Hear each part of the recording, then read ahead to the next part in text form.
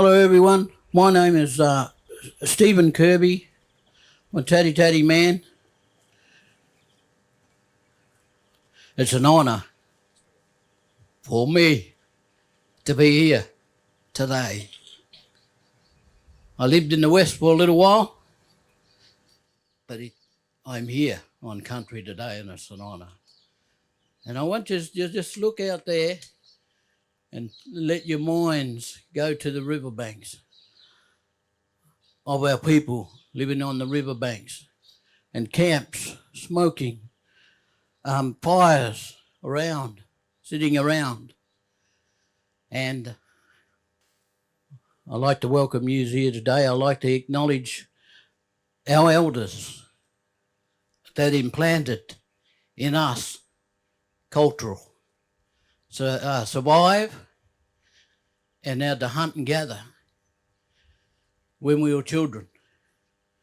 And I'd like to honour them, and I'd like to honour the elders here today, our elders and our young people, the future. I'd like to welcome now Uruk to Lagoon. Welcome.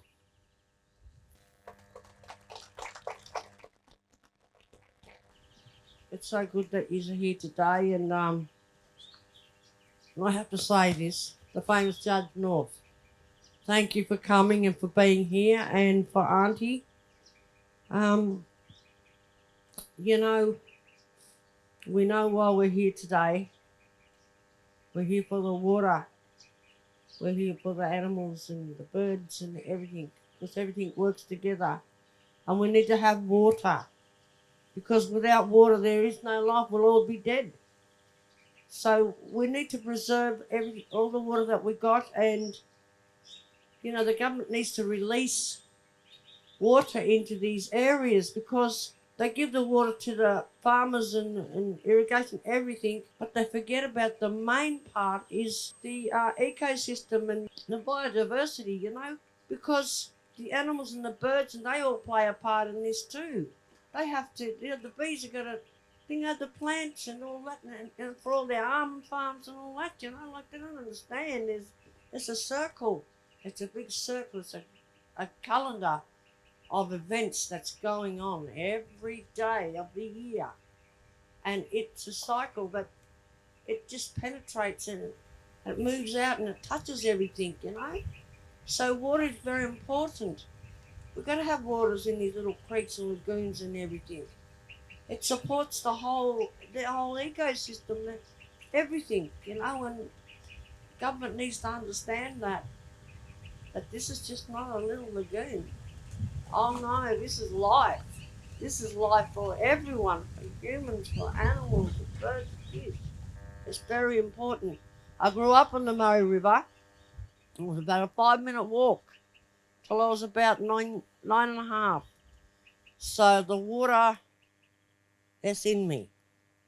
And when I see the waters and the rivers and the creeks and they're dirty and the water's all go down, like it really it affects me. It makes me feel sad.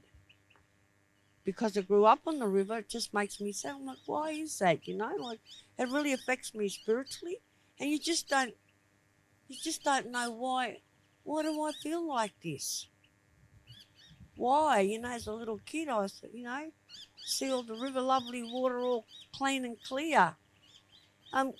First time I seen a boat going up the river when I was a little kid, I thought, why is this boat on the river? Well, what is it doing? Well, what is its purpose? I couldn't understand that. But them boats, they made all the river all dirty, and then things started happening. I couldn't understand the changes. And then when we moved up to town, I didn't like that. I wanted to stay near the river. But it's very sad to see this. The water needs to be released. It needs to be flowing all the time, and all these infrastructures going in all the time. It's just ruined all our waterways. So the water, we need water. The animals need water. Yeah, that's all.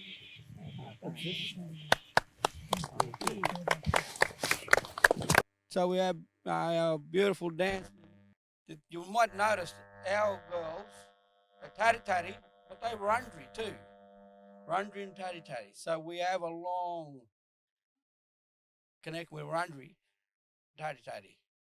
So this is our very special dance.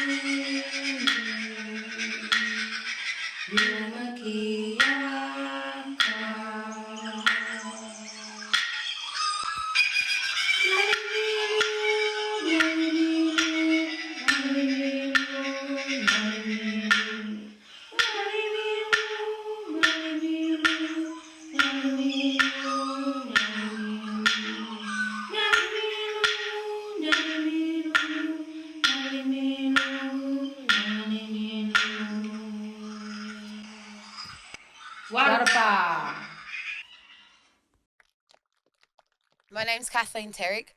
As my uncle said, we are tatty tatty women, and we're also Wurundjeri women. So I want to pay respect to my family, and also my family that's travelled from the big city. Sue-Ann, my cousin, I acknowledge you in my country.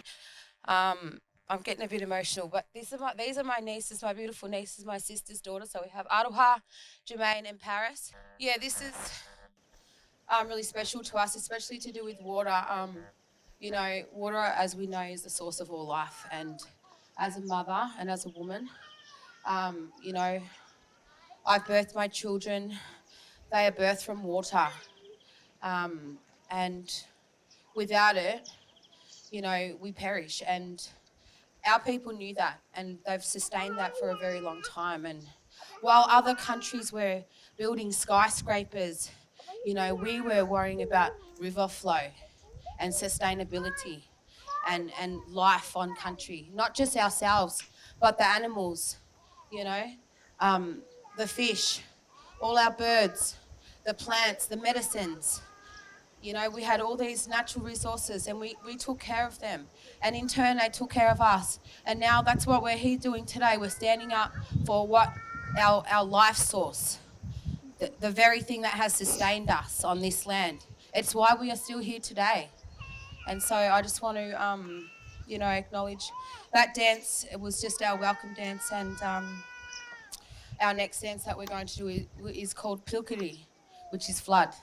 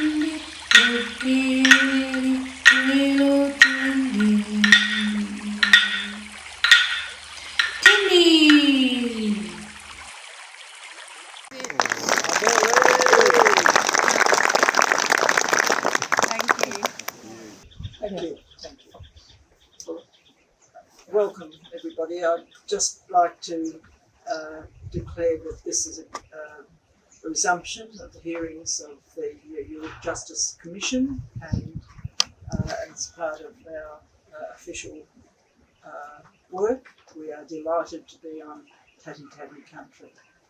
And Brendan, we thank you and your family, and Joyce, for the welcome today, and Steve, Rick and Ian Kirby, special thank you.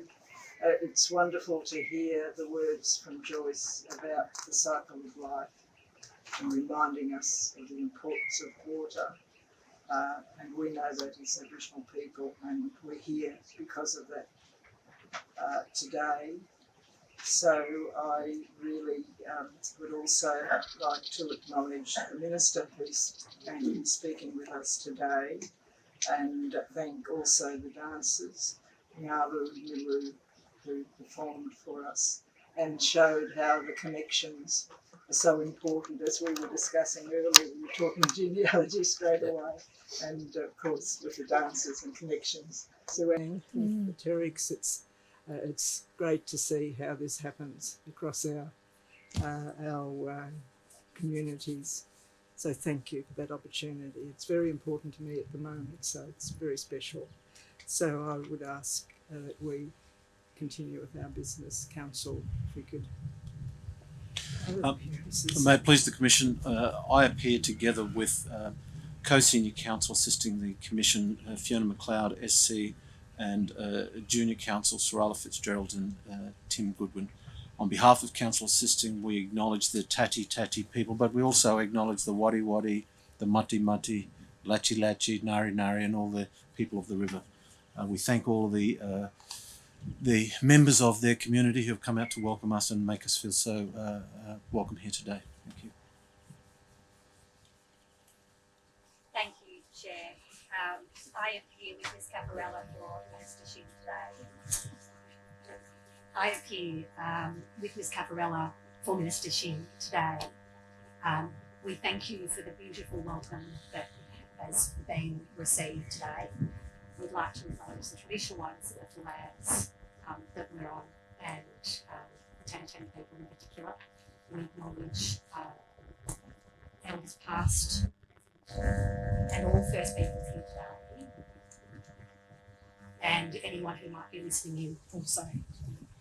We would like to formally acknowledge in this setting that sovereignty was never ceded.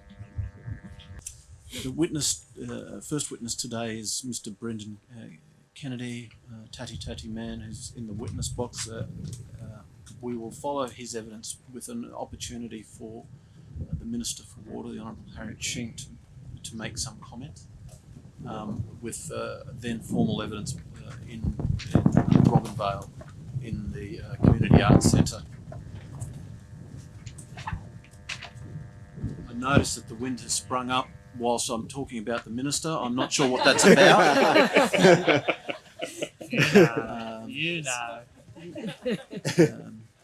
But we propose to commence with the evidence of Mr. Kennedy. Thank you. Brendan, could you tell the Commissioners your full name, please? Brendan Michael Kennedy. And you are a Tatty Tatty man? Yes. And you have provided the Commission with two statements. The Commissioners, those statements appear at tab 1 and 2 of the material for Mr. Kennedy. You've had the opportunity to read those statements, Yes. and they're true and correct to the best of your knowledge. Yes. Is it okay if I call you Brendan? Yes. Would you like to make some opening statement before we go into your evidence, Brendan? Yes. Tel kinya kenyindi. Diri pan maratel kinya kenyure kilinya wikima tangrata. Tari tari. I just said, good to see you all here today, here on Tatty Tatty country.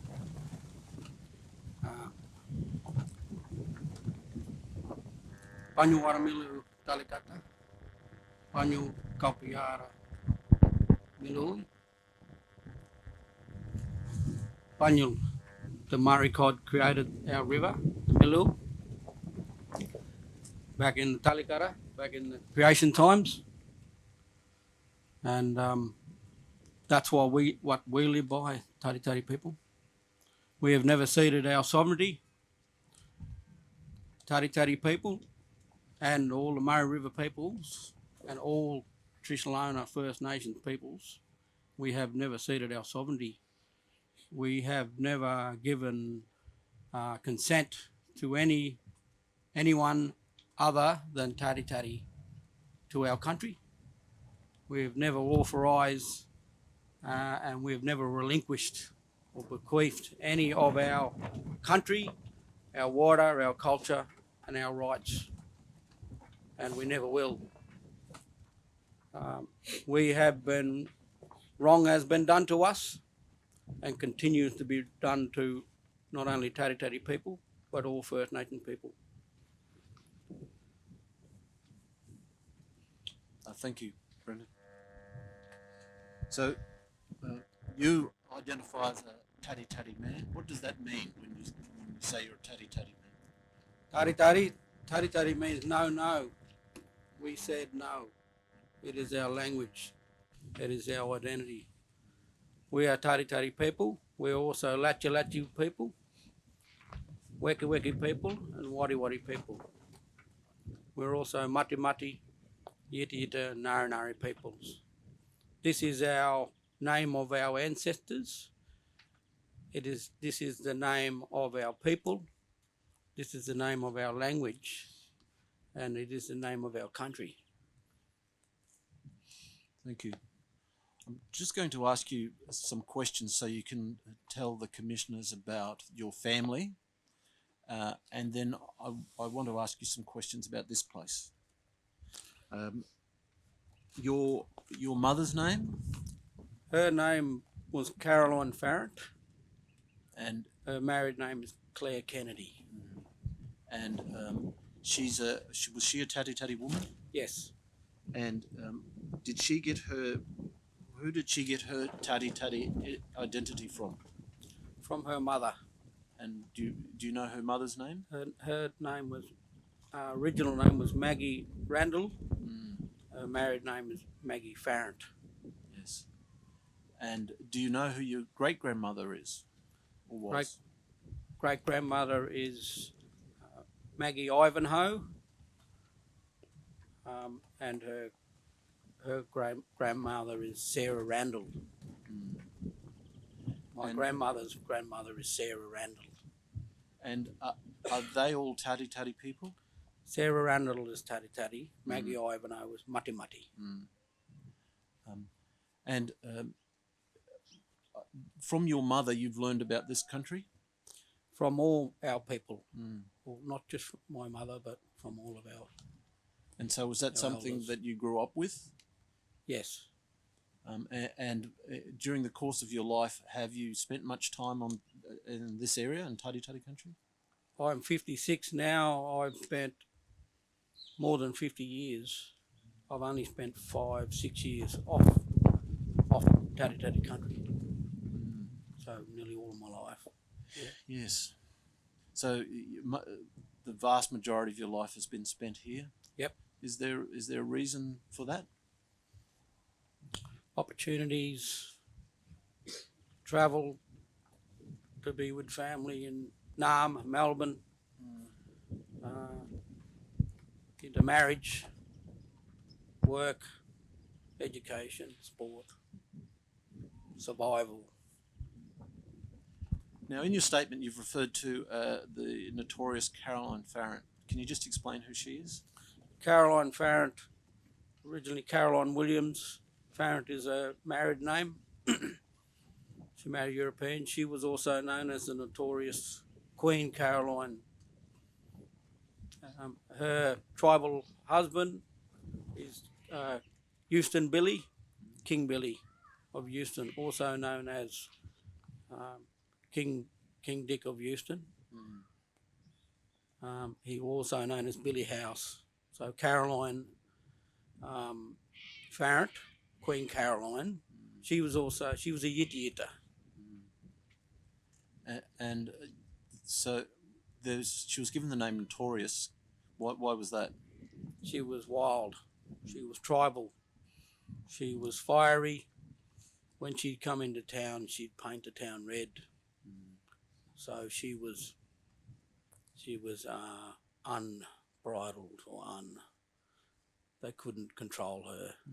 She was a tribal woman, very very strong and very prominent and very notorious and very famous. And it's a matter of some pride for Tati people that We have incredible pride from our ancestors. They were prominent people. They were kings and queens. They were royal. We have royal blood. Yes. And my sister sitting here told me the story about when she was a little girl and asked, and our mother told her that her grandmother was a queen. And my sister said, well, what does that make you, Mum? And Mum said, well, I'm a princess. So these aren't tokenistic labels Europeans put on us.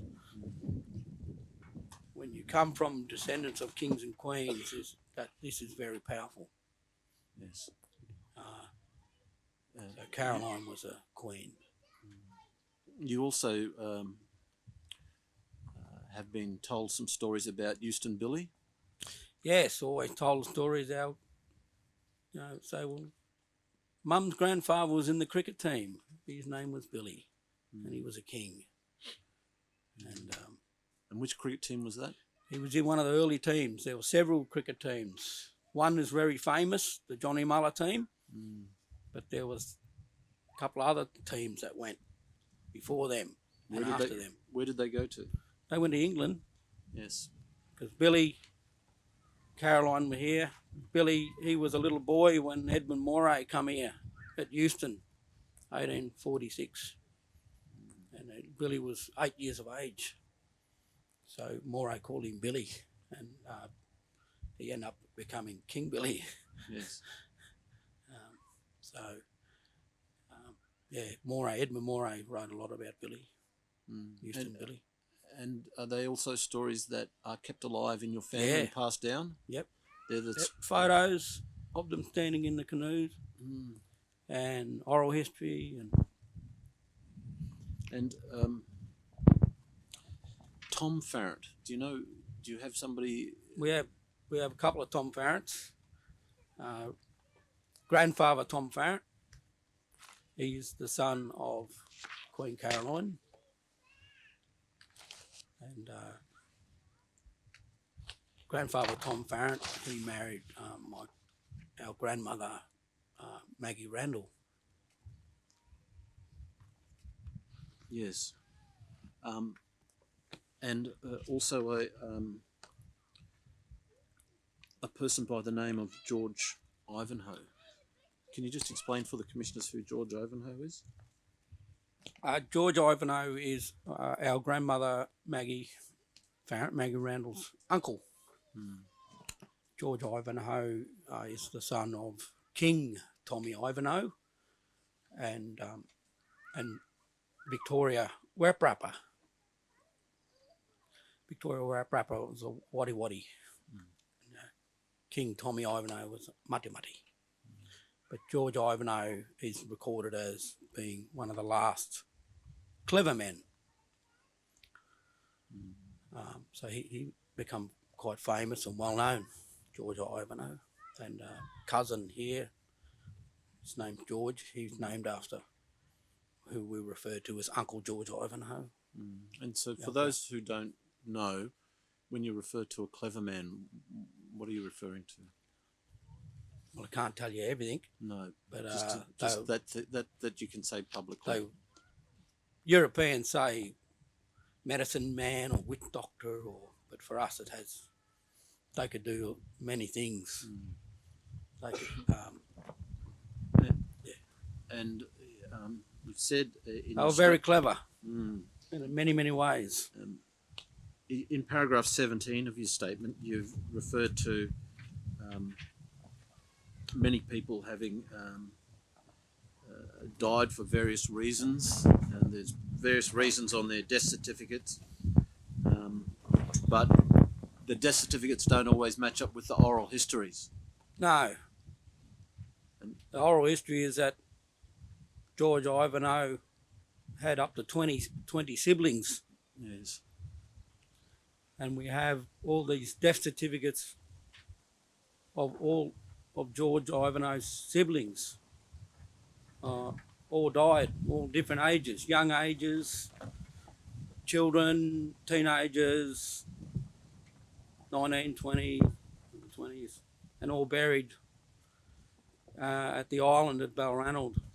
George was the only one that survived. But yeah, the death certificates,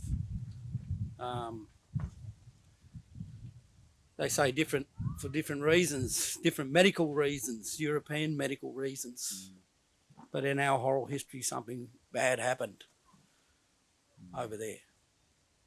So, do you think that they were killed? Yeah, they were killed. Even, story of my last auntie, my cousin's mum, talking about their mum, Granny Farrant, Maggie Farrant, when she was a little girl, and her grandmother, when they were being chased on horseback by the police through the floodwaters, and how they had to hide behind a log, a fallen tree in the floodwaters, and Granny Farrant's grandmother died there, and she was laying there with her. Granny Farrant, the little girl, was laying there with her grandmother for several days. So there was a reason why they were being pursued. They were the only survivors left, along with George Ivanhoe and Queen Caroline at that time. You will also make the observation in your statement about your mother reacting to sounds of thunderstorms or starting pistols. Yeah, she told us a story about what grandfather Farrant used to be a foot runner, he'd and win races. And when they'd fire the gun, she would start screaming and crying, saying that they're trying to kill my father. And even when we'd have big storms, thunderstorms and that, she'd be hiding in the bed and under the bed. Every time the thunder would be loud, she would scream, You're holding your arms up. You can remember seeing that with your mother? Yeah, absolutely, yes. And that would have been also too, they lived in the bush.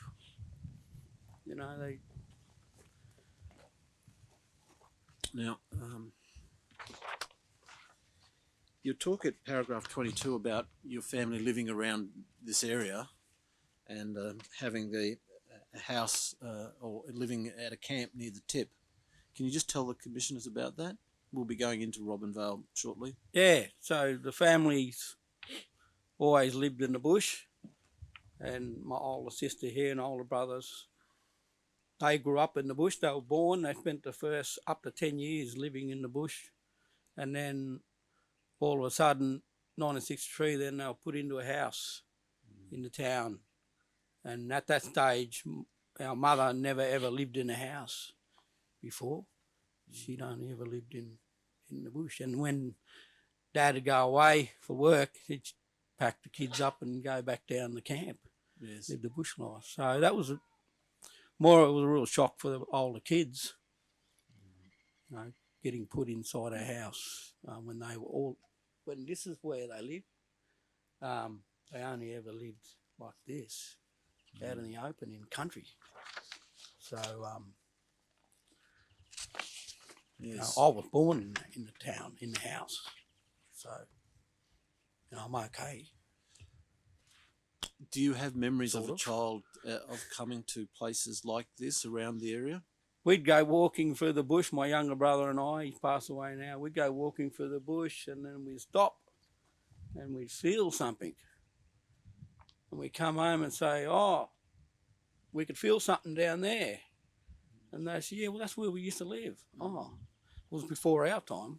Yes. I wasn't born. So, but because the way this country is, we have bush and country all the way around us. Mm. The town, and then the bush is everywhere around. So it's only like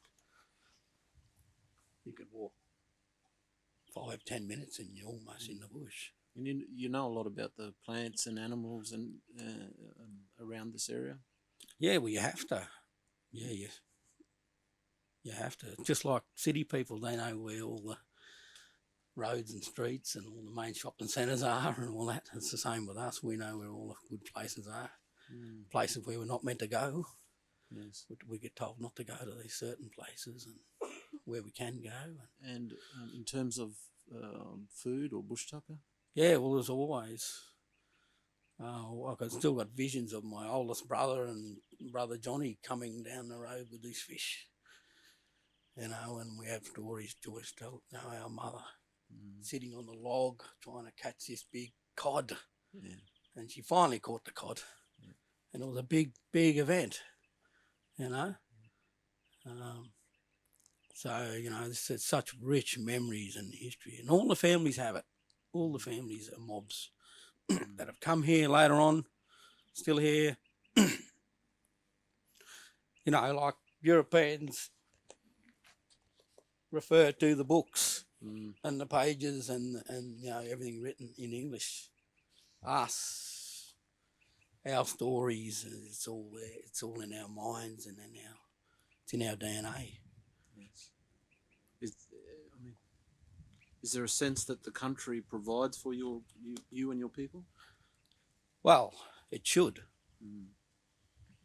It did, but now it can't. So this is the conundrum we're in at the moment. We expect our country to provide for us and for us to, you know, maintain country, provide for country. We want to provide for the platypus and Marty to be here, but we can't. Marty, the platypus, can't be here.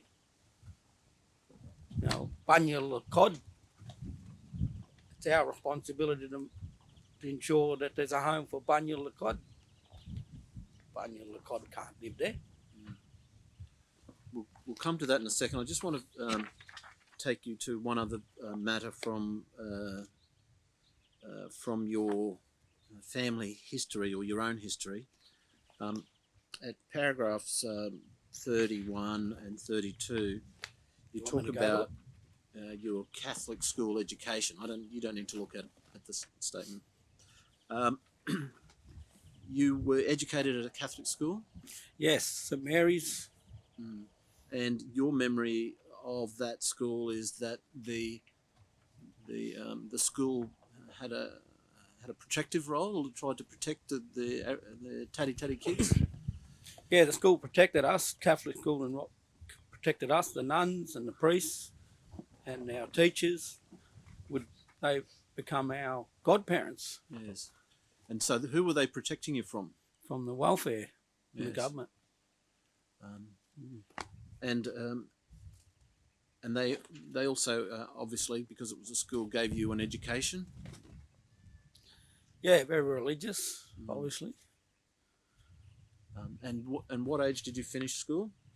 I left there when I was 13 and then went to what we call a public school, high school.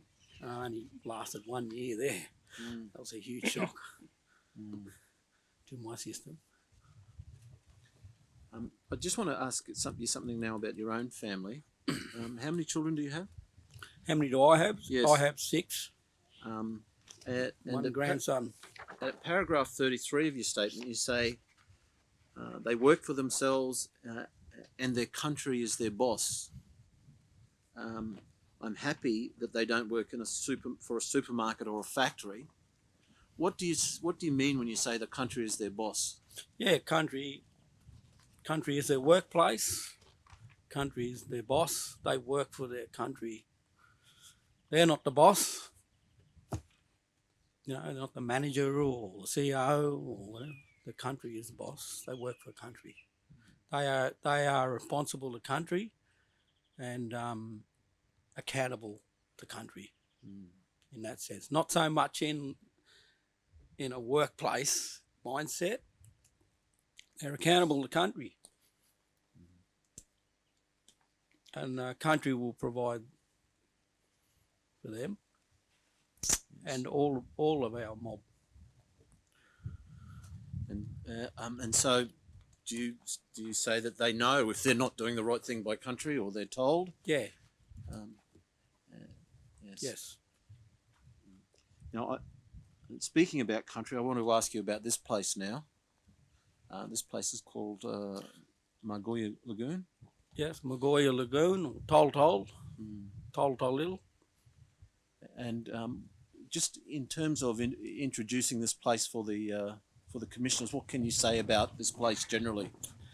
Well, this is a lagoon here. It's the cliffs are the ancient Murray River flow of 30,000 years ago.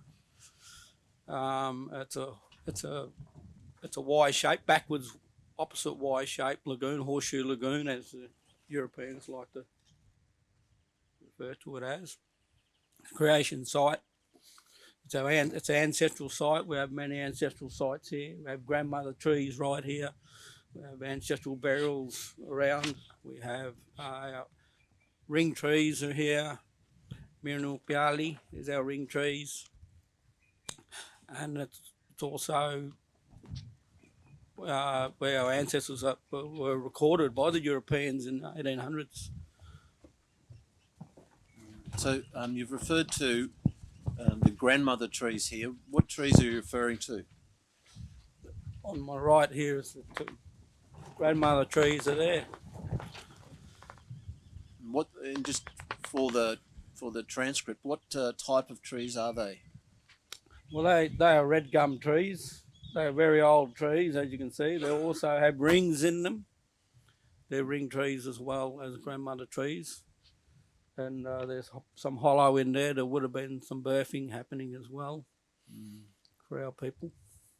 And do those red gum trees require particular conditions to grow? Yeah, well, they obviously need water, and they need healthy country around. Them grandmother trees need they have their daughter trees here, we refer to as mother trees, and they have granddaughter trees. So the grandmother trees need all the trees to be well, for the grandmother to be well. Yes. And the lagoon, you've talked about this lagoon in terms of it not being well enough to for cod. Can you just explain why that is? It doesn't get cultural flow. It doesn't get the water the way the water is being delivered into the lagoon is not such a way that can create a healthy wetland for cod.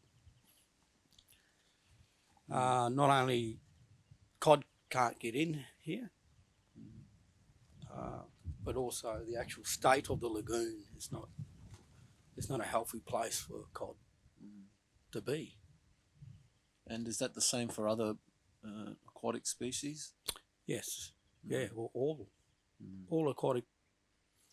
The lagoon is not healthy for all life here. But the lagoon in Tati terms is a special place? It is, yes. Yes. And if the lagoon's not healthy, what does that mean for Tati people?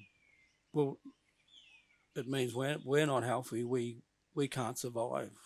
Our life expectancy, all elements of our existence, is severely compromised.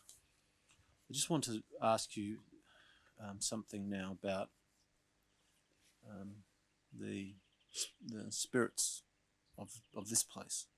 When you're here, do you feel as though you're in the company of spirits? I'm in the company of the spirit world, ancestral spirits, and the trees have ancestors' spirits as well, and all the birds, and of course Mother Earth, the land underneath us. So there's a very special energy here that we feel, and we've noticed some of our visitors here have felt it as well And when we bring them here. And is that energy a positive energy or a negative energy, or? Well, it's up for interpretation. It's a combination. It's calling out to us. It's giving us signs, signals that And the spirit of country is under duress. Yes.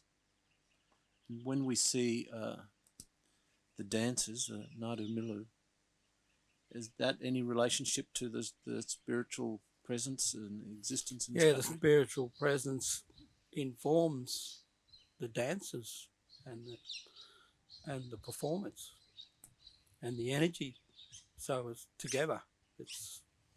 And I think today was a really good example of how the spirit of this place really made for such a beautiful spiritual cultural performance, expression of our culture.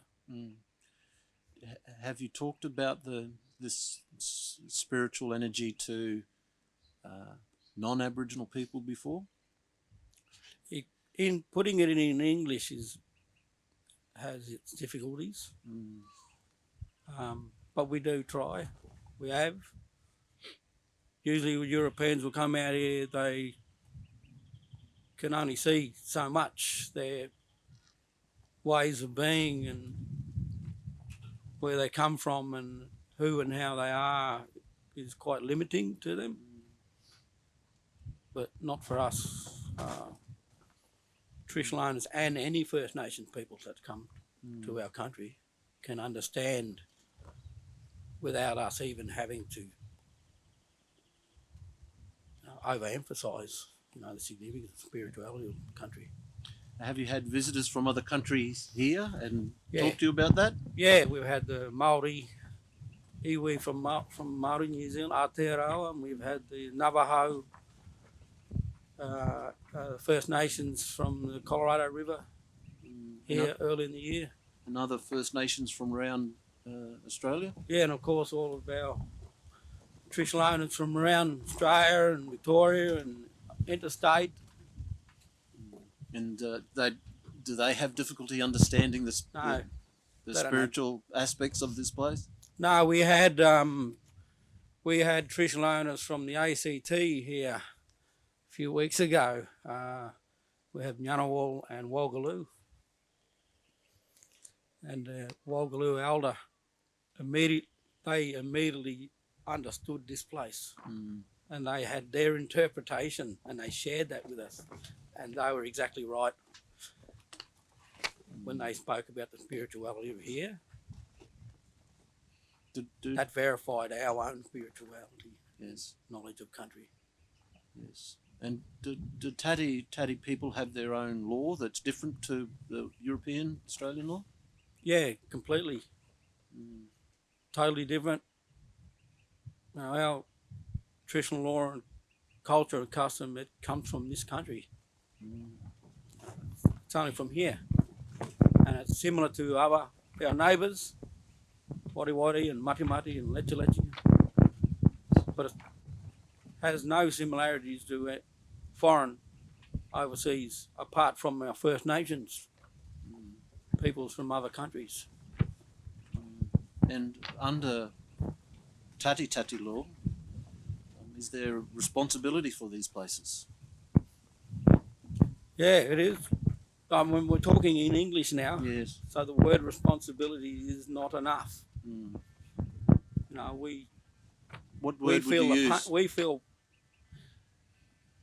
like we feel pain for country. So when country is in pain, we feel that pain. When the Europeans are cutting down the trees and digging up our Mother Earth and killing our kangaroos and killing our water here, killing our water like we see they're killing our water right before our eyes. So it's, the old saying of dying a death of 1,000 cuts. Yes.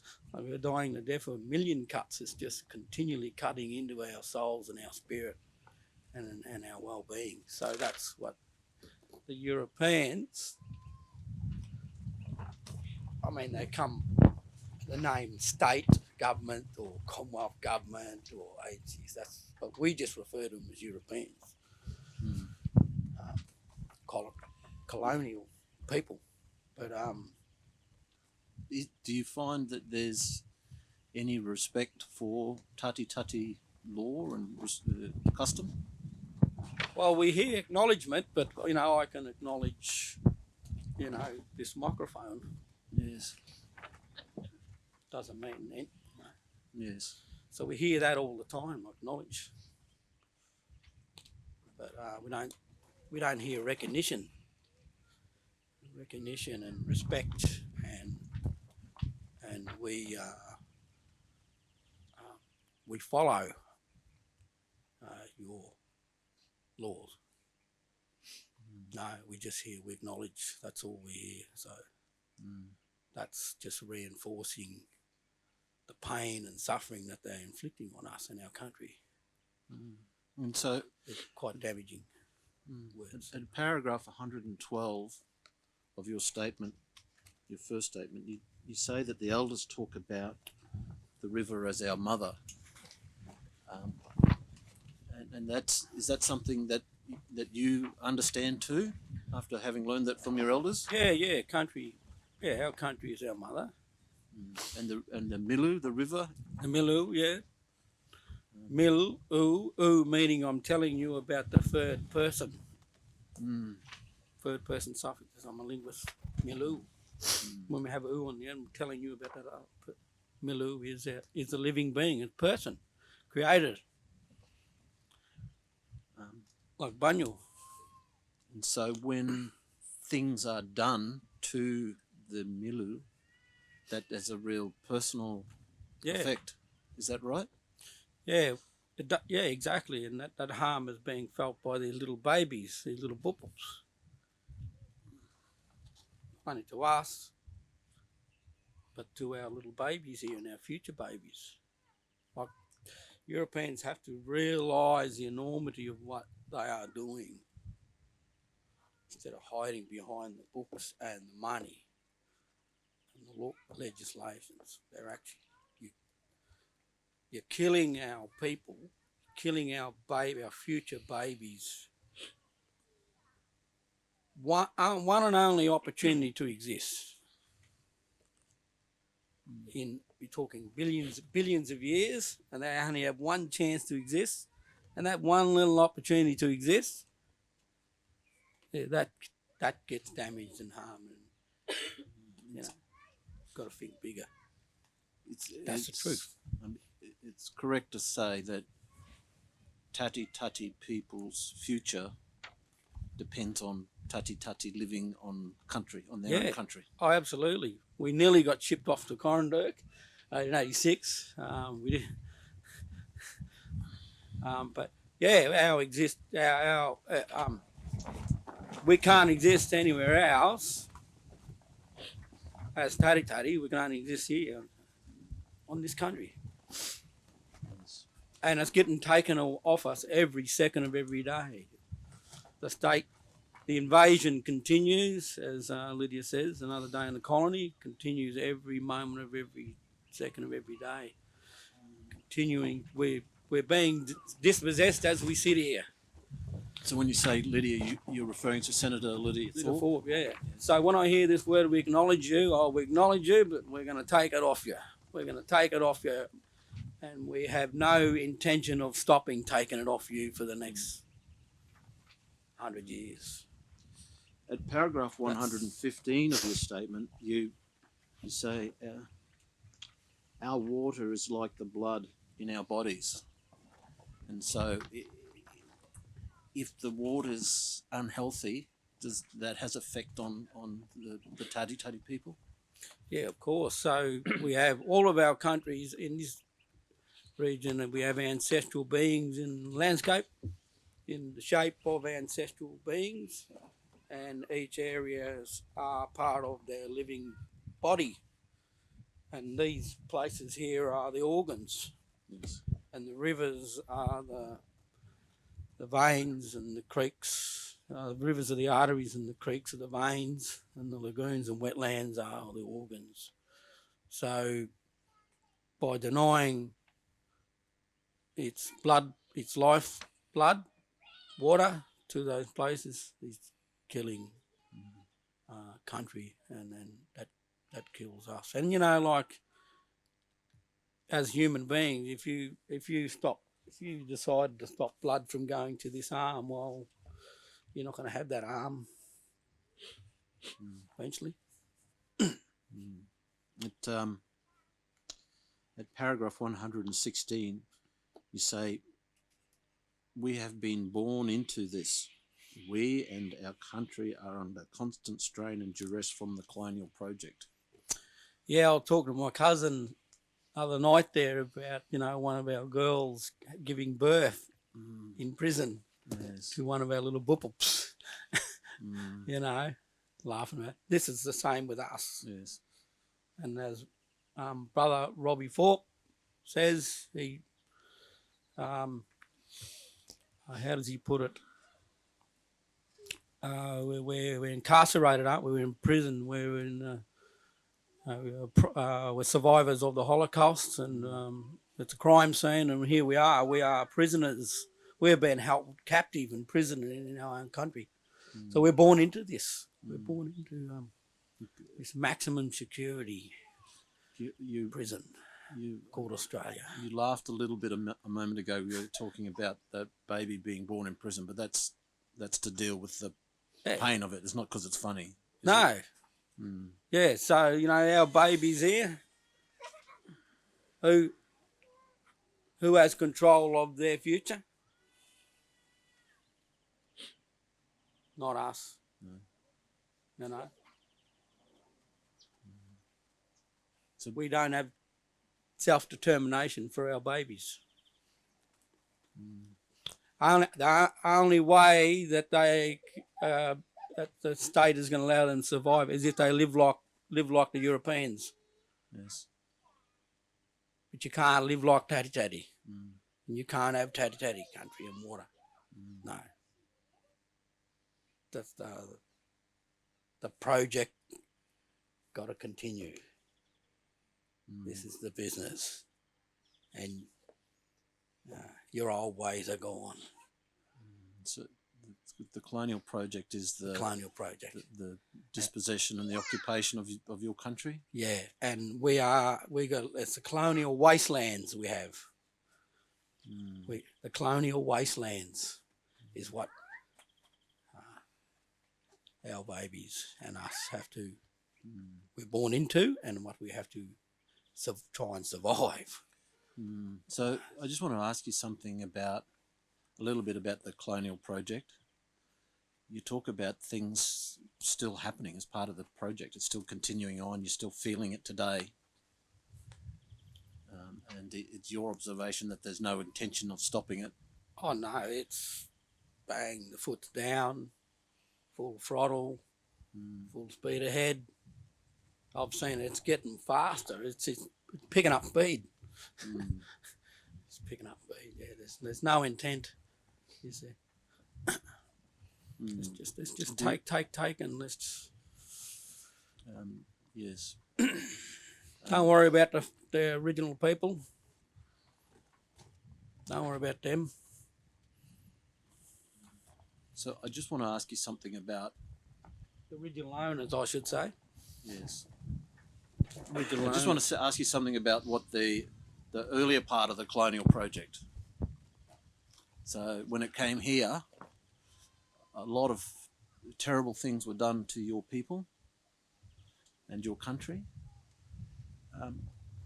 Under in Tatty way, is the present day government still responsible to pay back the Tatty for all those things that happened in the past? Yes. It's not Absolutely. Like there's a cut-off period where you say, oh, anything that happened before that, we're not responsible for that? No, there's no cut-off. There's Not under your There's law? no going back and saying, oh, before 1974 or before 1901, no. No.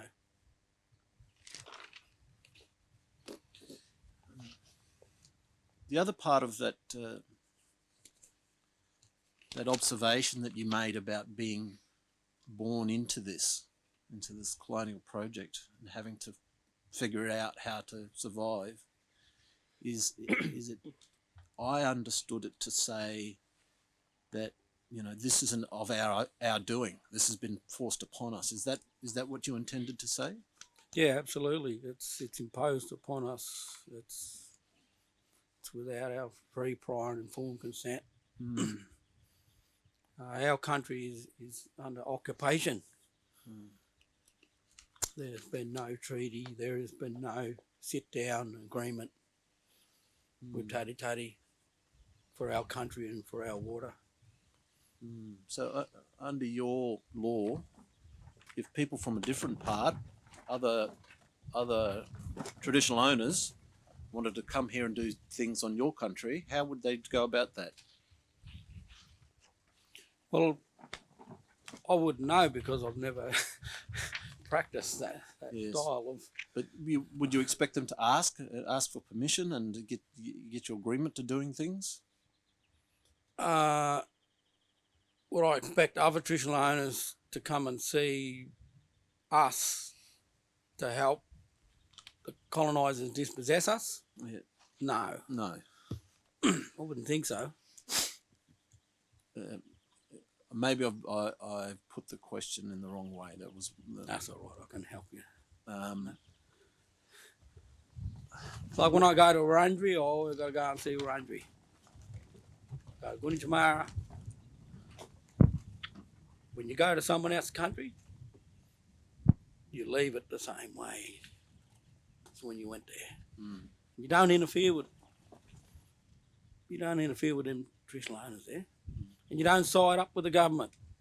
You don't play Jackie. and so, I mean, from your evidence so far today, I think it's pretty clear that you say that the government doesn't observe that law and custom. It doesn't. No. No. When you're going to dispossess someone, you don't play by any rules. You know, there's no agreement of the rules of the dispossessor and the dispossessed. Just come in and dispossess and use all the dirty tricks and tactics, and anyone that's going to say yes. See, you got the yes. We're the no mob here. So we get some people who might say yes, but they're not us. I just want to take you to another part of your statement now. At paragraph 120, you talk about the Murray River Operator. Can you just explain for the commissioners what the Murray River Operator is? Yeah, the river does have a Murray River Operator based somewhere upstream, and it's actually one person and a team, and they operate the regulation of the river, and they determine the flow rates, they determine the releases of water from storages, and they work obviously close to with the state government on doing that. And do they work with both the Victorian and the New South Wales government, or I would think so. I would think they would work and both states. Your observation about the Murray River Operator is that in your statement that they treat the river as an irrigation channel, not as a being with a spirit. Yeah, they treat it as being treated as a non-life form, as an irrigation channel. It's quite cold actually. It's very brutal to treat a river as just a channel that's just delivering water from one place to another for the purpose of, you know, irrigation or river regulation and management. At paragraph 128 of your statement, Brendan, and you say that you want to call out the state of Victoria. You might have a look at this paragraph yourself under tab 1.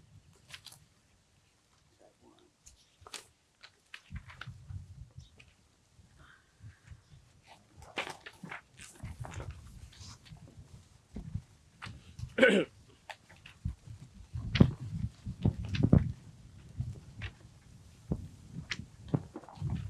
page? It's page 13. I need to turn the pages. The wind's blowing it for me. We might be able to do it without. Can you see that? Page 13? Yep. Paragraph 128. Perhaps you can read out that paragraph for the commissioners. Yeah, we want to call out the state, Victoria, to stop killing our cultural economy, our natural resources, our land and our water and our country and our culture, our minerals. We want our economy back. You have no rights to our land. You have no right to deprive our children of their inherent cultural economy. You have no right to deprive us of our dignity. Where we bury our old people is the strongest form of land ownership in human existence. And there are Tati Tati people buried around Tati Tati country, obviously. Yeah, everywhere. And we are going, after this evidence, we are going into Robinvale to the Community Arts Centre for further evidence. Can you say something about burials in that area? Yeah, there's many burials around that centre, through the caravan park, through what they call Centenary Park. That area, there's ancestors there who were massacred within a couple hundred metres of that building. How do you know that they were massacred? This is oral history told from my father and his work colleagues when they were working there in the 1970s. They were digging and they found 3 ancestors buried there. 2 adults and a baby. One adult had barbed wire around the neck and one had bullet hole in the skull, and then they had a tomahawk and a baby. And there are other sites like that around Tati Tati country? Yeah, we have our cemeteries. We have obviously Mount Dispersion where Major Mitchell, and we also have the next bend here is just past Margooya. It's called Invincible Bend, which is only about 1 kilometre away. So you can you get an idea of what Invincible Bend means. Yes. Well, in your statement, you refer to Major Thomas Mitchell and Mount Dispersion. Can you tell the commissioners what your understanding is about Thomas Mitchell? Yeah, that's probably the most well-known massacre site here in this area, is where Mitchell and his party, they massacred Tati Tati and Latchi Latchi people there. And that's well known to Tati Tati people and Latchi Latchi It's well known to all of our First Nations people and traditional owners in this area, and Europeans all know this as well. So, and it's named. There's also a plaque, or there's a monument there for Major Mitchell. He has many monuments through this country. So, in the European world, he is celebrated and elevated into a status. But yeah, he's, I suppose, not really talked about much in the country areas here. How do you see Major Mitchell, or the Tati Tati people see Major Mitchell? Oh, well, him and his people, they were killers. They were supposed to be doing something else, which is surveying country and travelling across country, but they did more than that. They represent the first wave, or the first act of aggression on our people by the Europeans. Yes. Yes. No, we don't have a really great. We don't talk about it much. No, you certainly wouldn't talk at the dinner table about someone who's killed your people. No. How do you feel about the name of that place as Mount Dispersion? Do you think that's... Yeah, well, that's a very harmful title to hear. It's a reminder. It's a constant. It's another cut, one of those million cuts into us. And the Europeans here, that's there. That obviously makes them stand a bit straighter. Well, we did that here. We've got Anzac thing here, and we've got this, and we've got our monuments of conquest. You go to Melbourne and you'll see the museums, and you'll see the bridge, you'll see everything, the monuments of conquest. Well, those places are their monuments of conquest. Reminders to them that we conquered, we're still conquering this land and this people. So is it, you might not be able to answer this, but is it, we heard evidence in this commission from the Surveyor General, the present day Surveyor General. Is it possible for you to think about the Surveyor without thinking about the deeds of his predecessor? Surveyor, I've seen the early maps we got here. Yes. I got them from the Public Records Office, the early maps of this area. Guess what? There was no Europeans here. In 1847, I think that map was done. Yes. We got maps from this area in 1847. There was no Europeans here, by the way. Only our people was here. So, and we have sites that date back, sites that date back 15, 20, 30, 35,000 years. And now down in Warrnambool, the oldest site, 100,000-year-old sites. So, as Marcia Langton calls it, the national psychosis, the great national psychosis of denial, How much more do you need to know? Don't keep saying, we acknowledge you. You can take that wherever you want to take it. We don't want that. And where we are We want you to properly reconcile the truth within yourselves. Deal with it, reconcile, and as Minister Ambrosio said, can't remember exactly what she said word for word, but it's just not right. It's wrong. Yes. You don't need to go to university or church to religion to know that. Thank you. I might ask you now some questions about the Margooya Lagoon, the Cultural Flows Management Plan. I've just got a few questions for you about that. That's tab 3.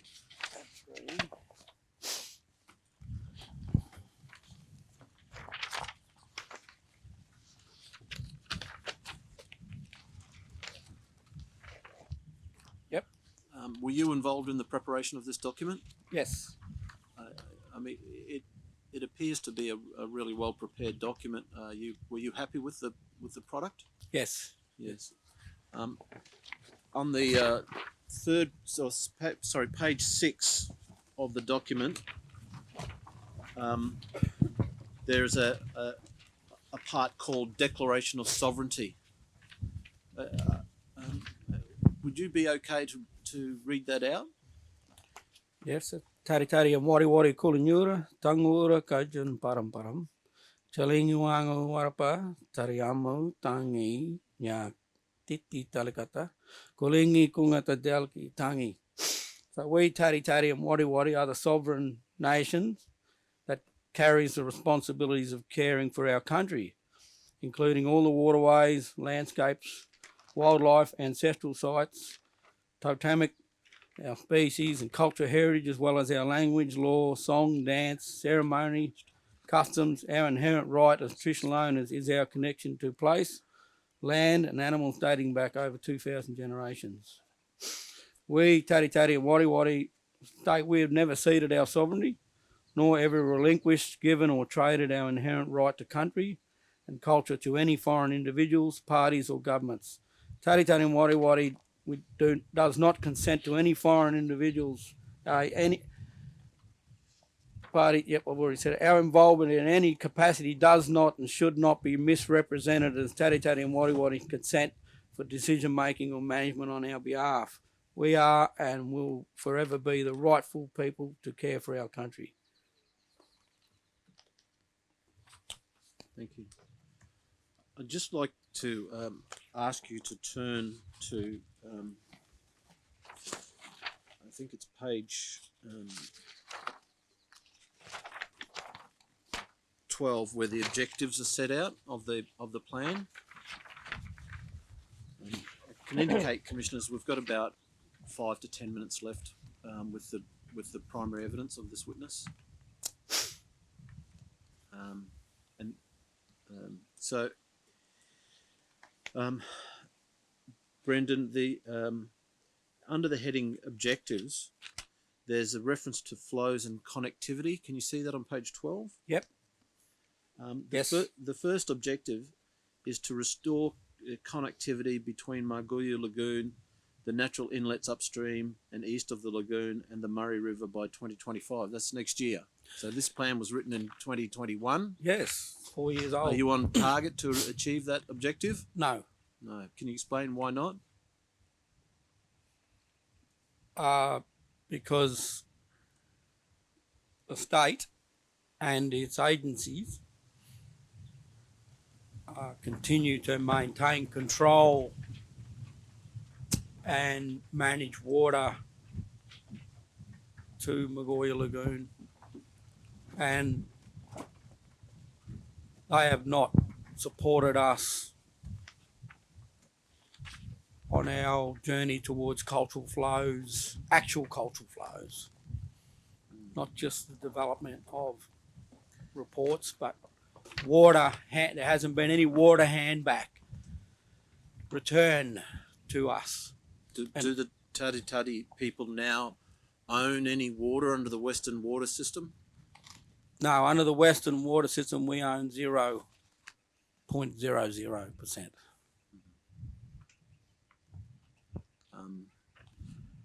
At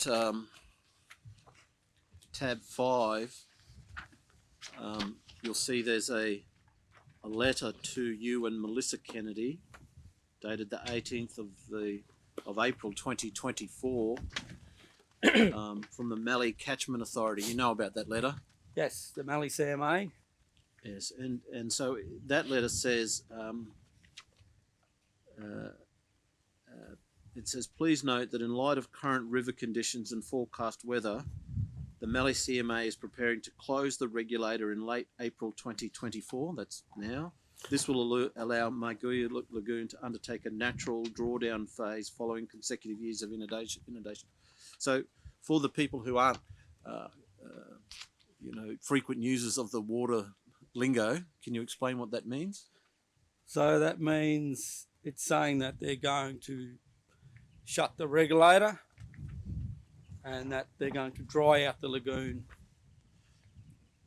And they're saying that the regulator is going to be closed in late April, which is now, in the next few days, and then basically the lagoon will dry up.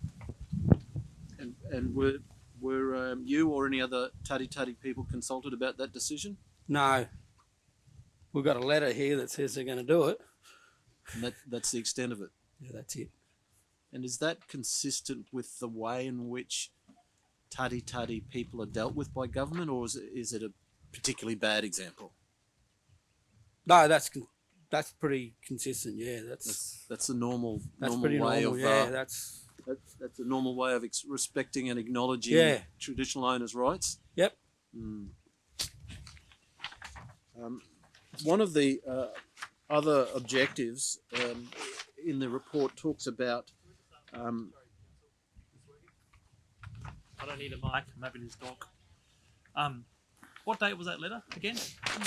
18th of April, 2024, Commissioner. What's the date today? 24th. 24th.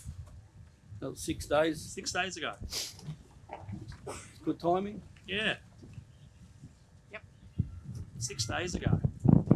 And there's no confirmed date in sometime in April, was it? Late April. Late April. Late April. So, how many more days in April? No more than 5. pretty disheartening. I mean, how does that make you feel to receive that letter?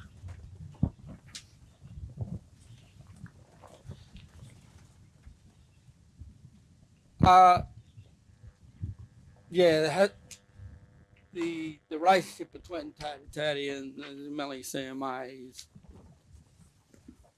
well, there's no relationship really, just a letter. So that's how I feel about it. And you've tried to connect with them, to build a relationship, to talk to them about your rights, your cultural rights to this land, and what has been the response from them? So we told them that we didn't want them to put the regulator in the first place. Yep. And they went ahead with it, which is an act of, yeah, it's not an act of being a friend or wanting to work with traditional owners at all. So Sorry. it's what was your question again? I forgot my question. It's a rarity. What's the relationship like with the Catchment Management Authority? Yeah, so they've just treated us as like an enemy. Basically, we're an outlaw, renegade,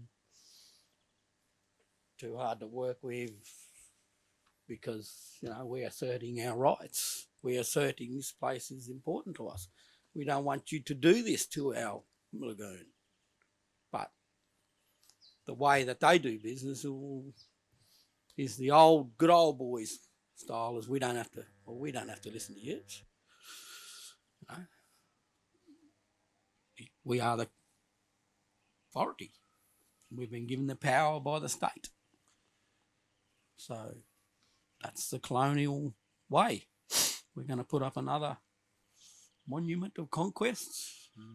Even though it's small, but it's still a monument of conquest, and we're going to continue on with the colonial project. So you're not to get in our way.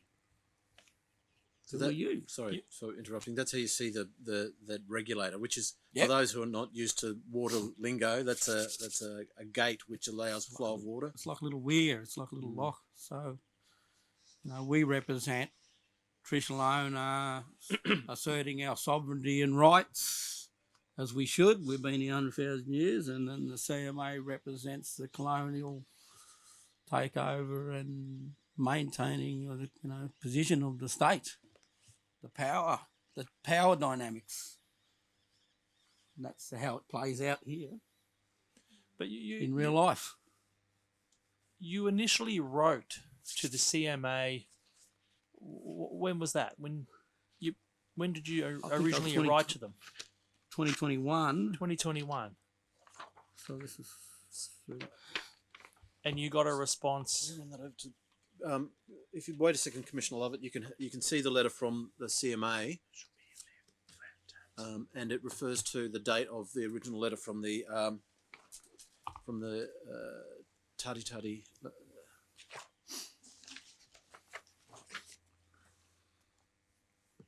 22nd of February 2021, you wrote to the Mallee CMA.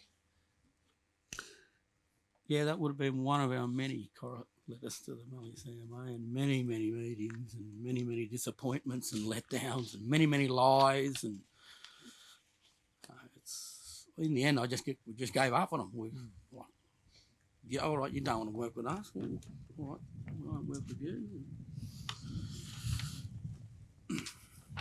No, it's like a couple that just had enough of each other. Don't like each other. So how you're very active in the community, and you've articulated pretty clearly today your ongoing connection to this place and asserting your rights. As I said, you're active in the community. Everyone knows who you are, or your mob. How do you find out then about what's happening here? We just come out and there's water here, or there's no water here, or the regulator's open, or the regulator's shut. It's just random. And how does that make your mob feel, like coming out here and just seeing this? Can Yeah, you just share exactly. some of that with Like us? our mob come out and we go, it's just, I mean, it's just trauma. Yeah. It's how we deal with the trauma, the disappointment and and then all the emotions, anger, and it just makes us fired up, and then, and it sort of gives us fuel, but it also inspires us to. But initially, it's like, well, it's just putting, putting their boot down on us, so to speak. Yeah, And they know where to find you. yeah, pretty close. Yeah, you live in the same place. What was it? 50? How many years? No, 56 years. 50 years. I have a little joke. I was the CEO there. I think I've seen her once in 10 years or something. I only live 45 minutes away. So, yeah. But Do you want to make any comments? It does seem pretty opportunistic that we do have the water minister out on country here today. look, I don't believe in coincidences. Yeah. You want to share any thoughts on that? About the timing of the letter and then the minister giving evidence a little bit later today. Do you have any thoughts on The that? timing is, but just the way the letter's been written too, it's just like I'm writing to provide. It's just telling you, look, doesn't really have. There's not much acknowledgement in there, is there? That word acknowledgement doesn't really have much, but yeah, I'm trying to decolonise. I don't really use letters and that. So, but yeah, it's quite ironic that it's got the letter now, a couple of days ago. We're having a ULIC hearing here, so things happen for a reason.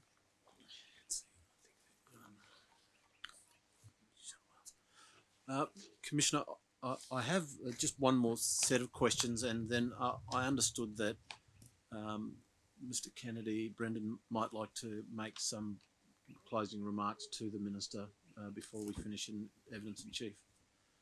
On page 15 of that water share, the Cultural Flows Management Plan from 2021. Page 15. 15.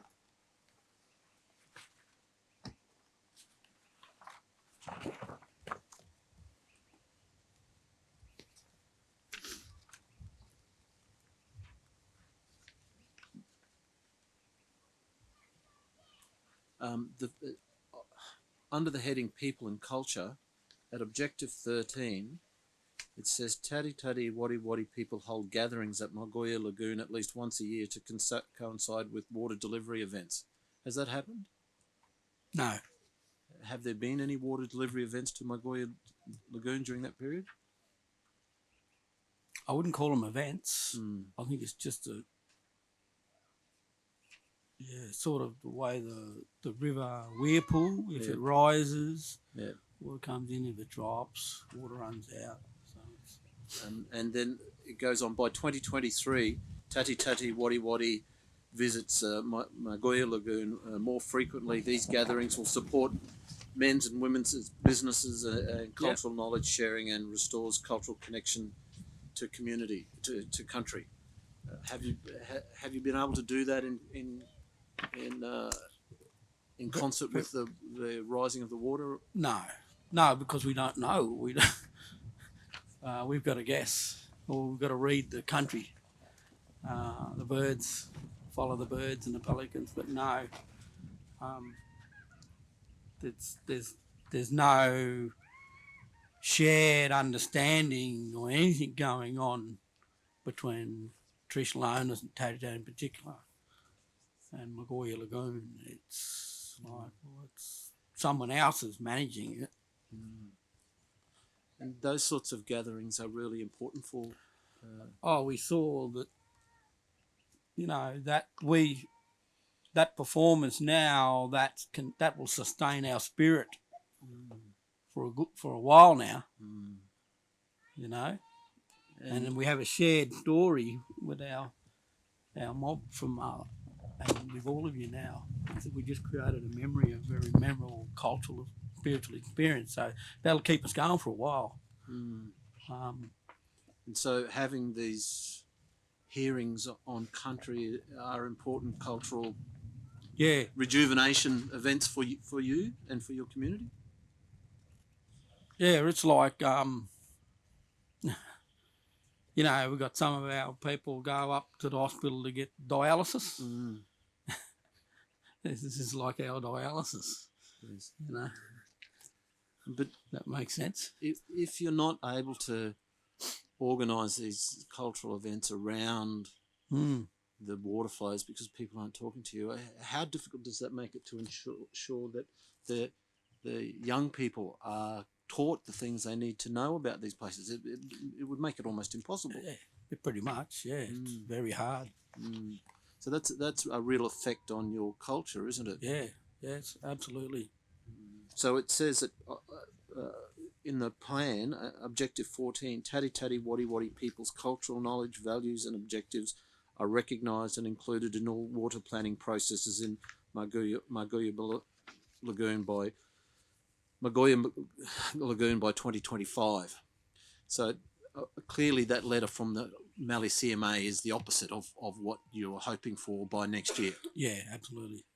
Yeah, that's consistent. That letter is very consistent, which is not consistent with our aspirations.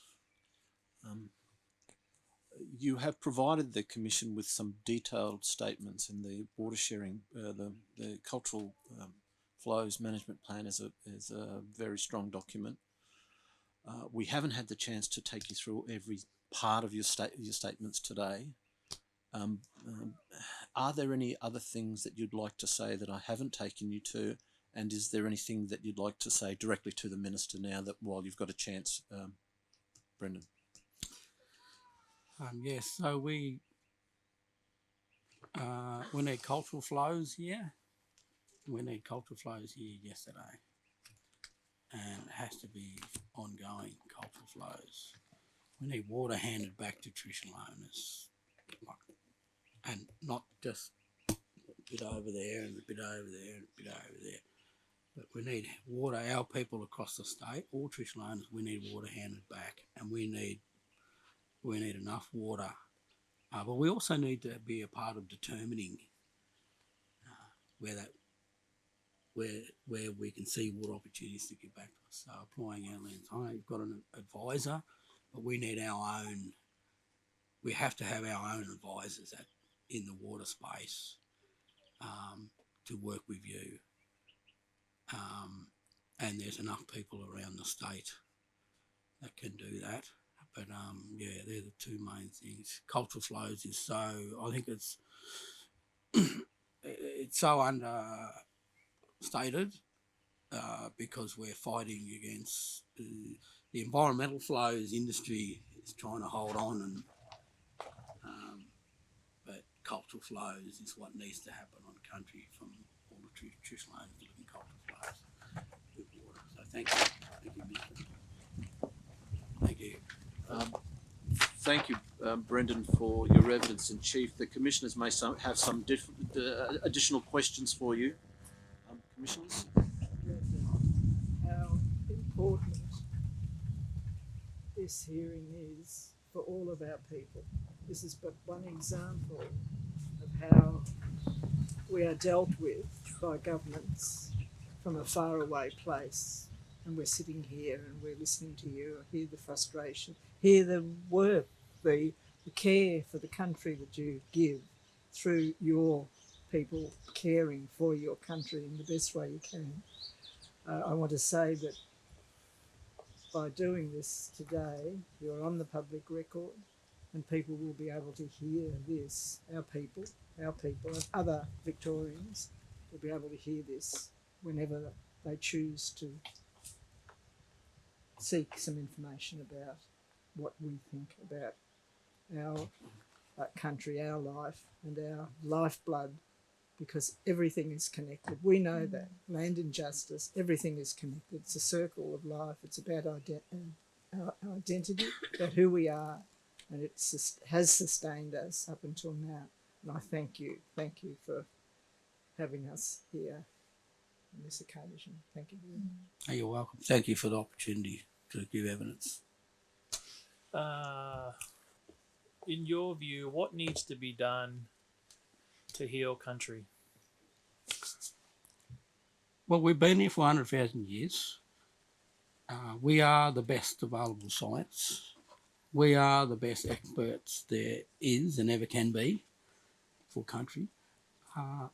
All that resources and responsibility needs to be in our hands. We have to be leading the caring for country, environmental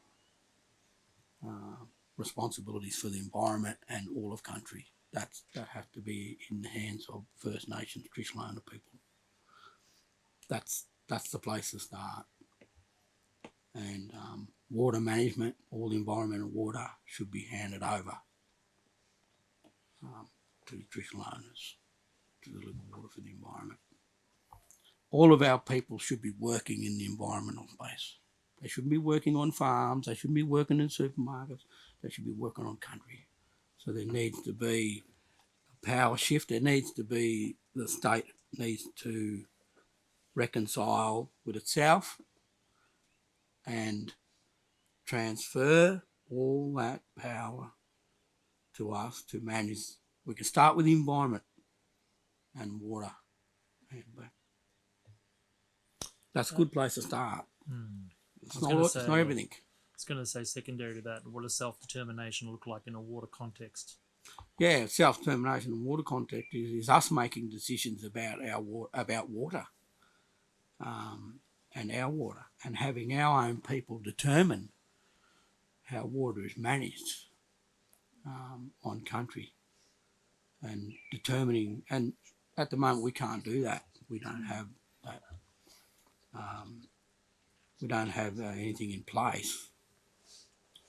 We have water officers around the state, but we don't have that direct ability to be able to make decisions around water that affects all traditional owners in Victoria. That's and yeah, look, we own our current water holdings at 0.17%. That is an absolute. That's an international disgrace. That's a human rights. That's violations of the United Nations Declaration of Rights of Indigenous People. For our people to not have any say, management, ownership, control, authority over water, that's the quickest way to kill us, is to take the water off us. And I'll tell you what, the state's done an amazing job of doing that, and they're still doing it. And it doesn't seem to be any intention of reversing that situation, and there needs to be immediate action taken to make sure that water is handed back to all the traditional owners in Victoria. And this needs to happen straight away. We don't need to be waiting 3 or 4 or 5 years. We've got funerals every week here, and those babies, they need to have this happen straight away. And we haven't talked much today about economic prosperity through a water lens. Do you have any ideas around what could or should be done in the future? You've touched upon it a little bit, but do you want to elaborate any further on, talk about cultural flows and handing that back and making sure that we've got decision-making power of that. But what about from an economic prosperity lens? Well, the water is getting sold. It's liquid gold. It's getting sold, traded, and it's been commodified and commercialised. We have water corporations. We have big almond companies who are sucking all the water out of our rivers. These big multinational companies here are building all these huge dams and all these channels, and they are draining the water out of our rivers, and they're making billions and billions of dollars, and people are getting rich. And we are dirt poor. We're land rich, but we're dirt poor, and we have no water. So that is what you call an extreme injustice and the inequity that's happening, and it continues to happen. There needs and there's obviously revenue that's being made by the state around water. Yep. And that's not being transferred across to help support traditional owners. If you'd speak up, please, Commissioner. Can I ask you, how's that? Maybe move the microphone. That better? Yes, thank you. Can I ask you, Brendan, how do people get appointed to the Mallee Catchment Management Authority? I'm not sure. I think there's an expression of interest that gets sent out, EOI, and the catchment management authorities have to have majority landholders on those boards, or we know the Mallee does. So it's, you have a stacked imbalance there of power and political and agenda situation amongst those types of water boards. So we tend to stay away from those types of governance structures. Yeah, thank you. But I think the chair is just they send out expression of interest and you apply, and but we should have our own traditional owner water authority in this state that covers right across the state. And what are some of the functions that could perform?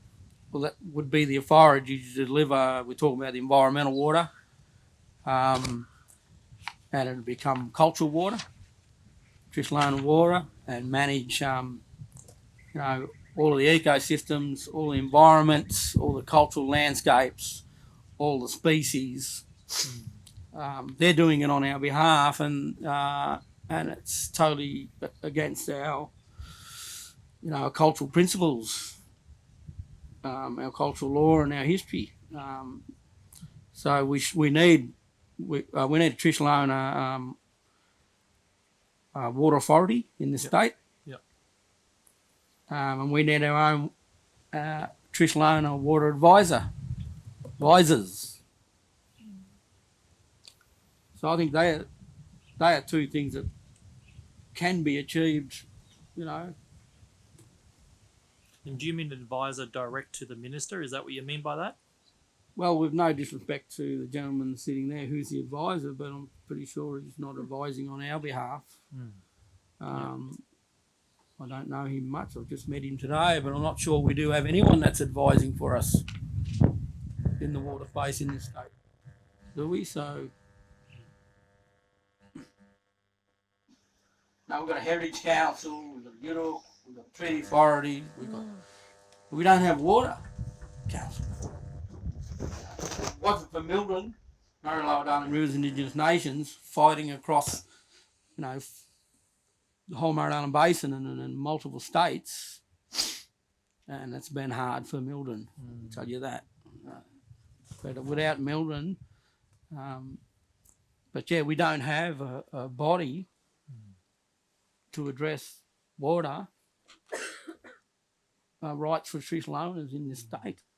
We have the water officer network of the water officers, but so it's the ecosystem of Aboriginal rights in the water space. It's not just cultural flows. It's not just economic prosperity. It's everything. Everything. Yeah. Yes. I've seen the spark in your eye a few times over the years today, but in particular when your people coming together and the young ones dancing there. Do you just want to talk about how proud you are of? Oh, very proud. What you've been able to achieve. Someone that's been in the water and the language space, to hear my niece talk powerful, not only in language but to be talking about water in such a way, and my sister Joyce and my cousin Stephen to be talking about, but particularly my niece talking. There's voice. There's women's voice too. Voice for water and for the grandmothers and granddaughters, and that's been locked out. That's a part of our culture and voice that has also been denied. If you deny me or my sister or any of us, and you're denying them and denying the grandkids. It's just So it was very, very special and very powerful to see, to hear. That was, I mean, that they were dancing for water, they were singing for water, and then talked about it. So it's very, very powerful. And it shows the government, hey, we are sophisticated. We have such a rich cultural contribution. It was just shown there. We're not the other story that they painted of us way back then. That's us. Yeah, all of us. And we go to your country, we go to Rundry, we go everywhere, So we are capable. We are here to do it. Cool. Brendan, when you were growing up and living around here, what did the lagoon look like? Well, I can remember it's changed so much in even the last 10 years. It's just deteriorated. And as a wetland and a water landscape would be rich with all the, that should be full of fish, birds, plants, and you should be hearing so much, but you don't. You'll see a few pelicans and water birds around, but you won't see fish in there. You don't see where's all the water plants, aquatic plants in there. So were there fish there in those days? Yeah. And why are they not there now? Well, they can't get in. They can't come in. They've been locked out. Fish have been locked out. Tells a story about being locked out. Yeah, been locked out, yeah. We're born locked in, as I said, but also, we get locked out. Thank you. One last one, finish off. Any other things you share that you want to see for the future that you want to elaborate on or share? I'd like to see all of our people working in the water and cultural landscape and the environment and what they call eco services. I know we do have people whose careers have been in catchment management and parks, rangers and all the environmental services, but that should be all our mob, all Aboriginal people in those roles. And still, we don't want to get rid of them all. We want to keep them because the expertise that they all know. But, like our babies, like I said, country is the boss. Then when they're old enough, then but they're already starting to work by being here. So that's got to be all transferred over to our people. So our people don't want to work in a bank or a supermarket or, also they want to work out here in country. Feel so much better being out here. And we want to make sure that our species that are here today, they're still here because they're quite, they're threatened species here. So, but another thing too was before I was born, the older ones here, the water was clear. My sister there, the water was clear and healthy. They could see the turtles and the fish and everything. And I've never seen that. And our kids will never ever see that, ever. But they've seen it. So can we get it back to that? That's the big $64 million question. But at least still try and make the water healthy. But you can't do that without the traditional owners. Because you've got 100,000 years of cultural knowledge and traditional science. Traditional ecological science and cultural knowledge science. What leadership needs to be shown by the state in enabling your mob to be self-determining? Well, we've got to keep talking to, this is the first time. Got to keep coming back, keep talking to all the TO groups, keep building and committing for change. Or otherwise, if it's just the government's just going to just continue with the project and then leave us behind. Now we hear about commitment. We hear about, you know, there's good intention, but I think, really the leadership is start returning water back to traditional owners. That's the best way. Just start returning significant water back to traditional owners as soon as possible, and start to build up traditional owners' capacity for us to be able to deliver that water and manage that water for our country and manage country. That'd be a good place to start, I reckon. That'd be good leadership. The others haven't done that. Set aside some money and that. But until we get water returns, then everything's just, it's like just paper here. Thank you, Evelyn. Yeah, Commissioner Lovett, there's just two questions quickly that I might ask of Brendan before we let him go. Paragraph 160 of your statement, you say that our goal is 500 jobs for Tatty Yes. people from land services, and then at paragraph See, one job supports 10 people. 163, I think. 500 jobs. 5,000 people. At paragraph 163, you say we are going to need people in the water sector alone. Tatty need to manage the river between Robinvale and Swan Hill. We need our own people to become scientists, paleontologists, archaeologists, marine biologists, to keep our fish species, our birds, our plants, our medicine plants, our food plants, so that we can be harvesting and growing and distributing those foods and medicine plants back to our people for their diet and their medicinal and cultural purposes. That's your vision. That's it. That's the vision there. Old Man Weed, our medicine plant, usually grows here. It's not here now.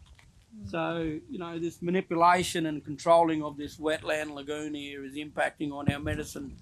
Old Man Weed. We were actually planning on harvesting it this month, but it's not here growing. So we've got to go somewhere else and find it. So, Thank you. Thank you very much, Brendan. I have no further questions for Brendan at the moment, given that we need to hear from the Minister and also make our way to the Robinvale Community Arts Centre. Commissioners, I might ask that we have a 10-minute break just to stretch our legs before we commence with the Minister. Is that suitable? let's kick off, eh? Okay. Thank you, Chair. So we now resume with the commencement of the Minister for Water's evidence. She would like to begin by addressing some remarks directly to Uncle. And so we'll do that first, and then we'll commence her evidence here and finish her evidence in the community centre. Thank you, Minister. Thank you very much. At the outset, I would like to acknowledge and extend deep respect and gratitude for the opportunity to meet on country here today. I pay my respects to the traditional owners of the lands upon which we meet, particularly Tatty, and I also acknowledge all leaders and emerging leaders who are here today, or indeed who may be watching online in the process of this commission. It is with a profound sense of responsibility and honour that I'm able to be here on country today. To walk and to breathe and to move on country is, to my mind, the best possible way to connect with the subject matter that we're here to talk to, not just in my responsibility as Minister for Water, but also in my reflections as a member of government. And no doubt we will have a lot to talk about in that space. Brendan, the reason that I asked to sit next to you today is to provide a number of observations, and I will hopefully be quite brief in this so that we can move on perhaps to some initial discussion here. When I heard you speak today and when I listened to you speak, It was with a sense of profound sadness, but also determination, that I hear and act upon the themes and the discussions that you have gone into today and through your witness statement. And I was talking with Kathleen Terry, and I want to thank the dancers and thank Joyce for that really important way to set the context for today's discussion. That this idea of layered dispossession comes back to language, the systems upon which language is based, the decisions from which voices have been excluded, and the way that we find ourselves in a situation where the 1,000 cuts, as you've described them, continue to be felt today and continue to be made today. I'm grateful for the generosity of a conversation that you have continued here today. I am also aware that it is an exhausting thing, this constant advocacy.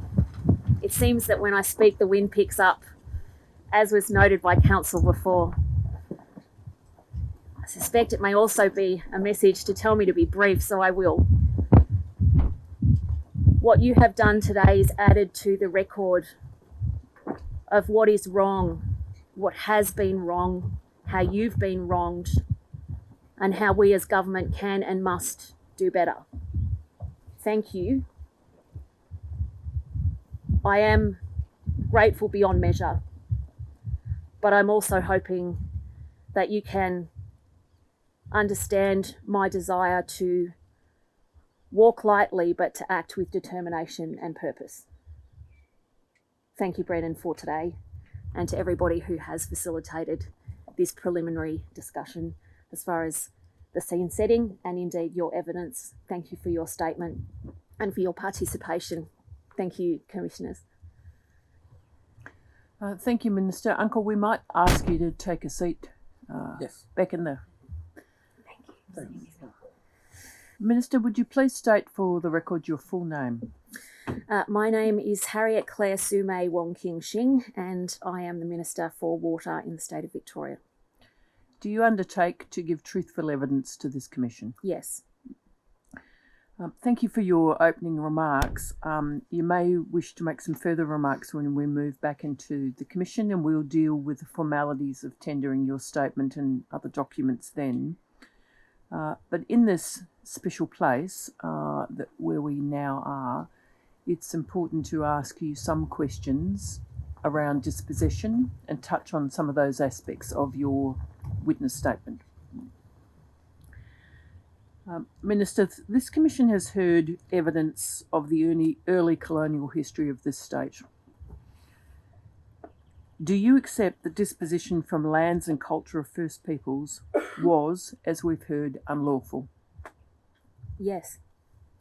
Do you accept that the destructive effects of this dispossession, including, as you've just said, the layered dispossession of rights to and access with water and waterways, was part of that colonial project?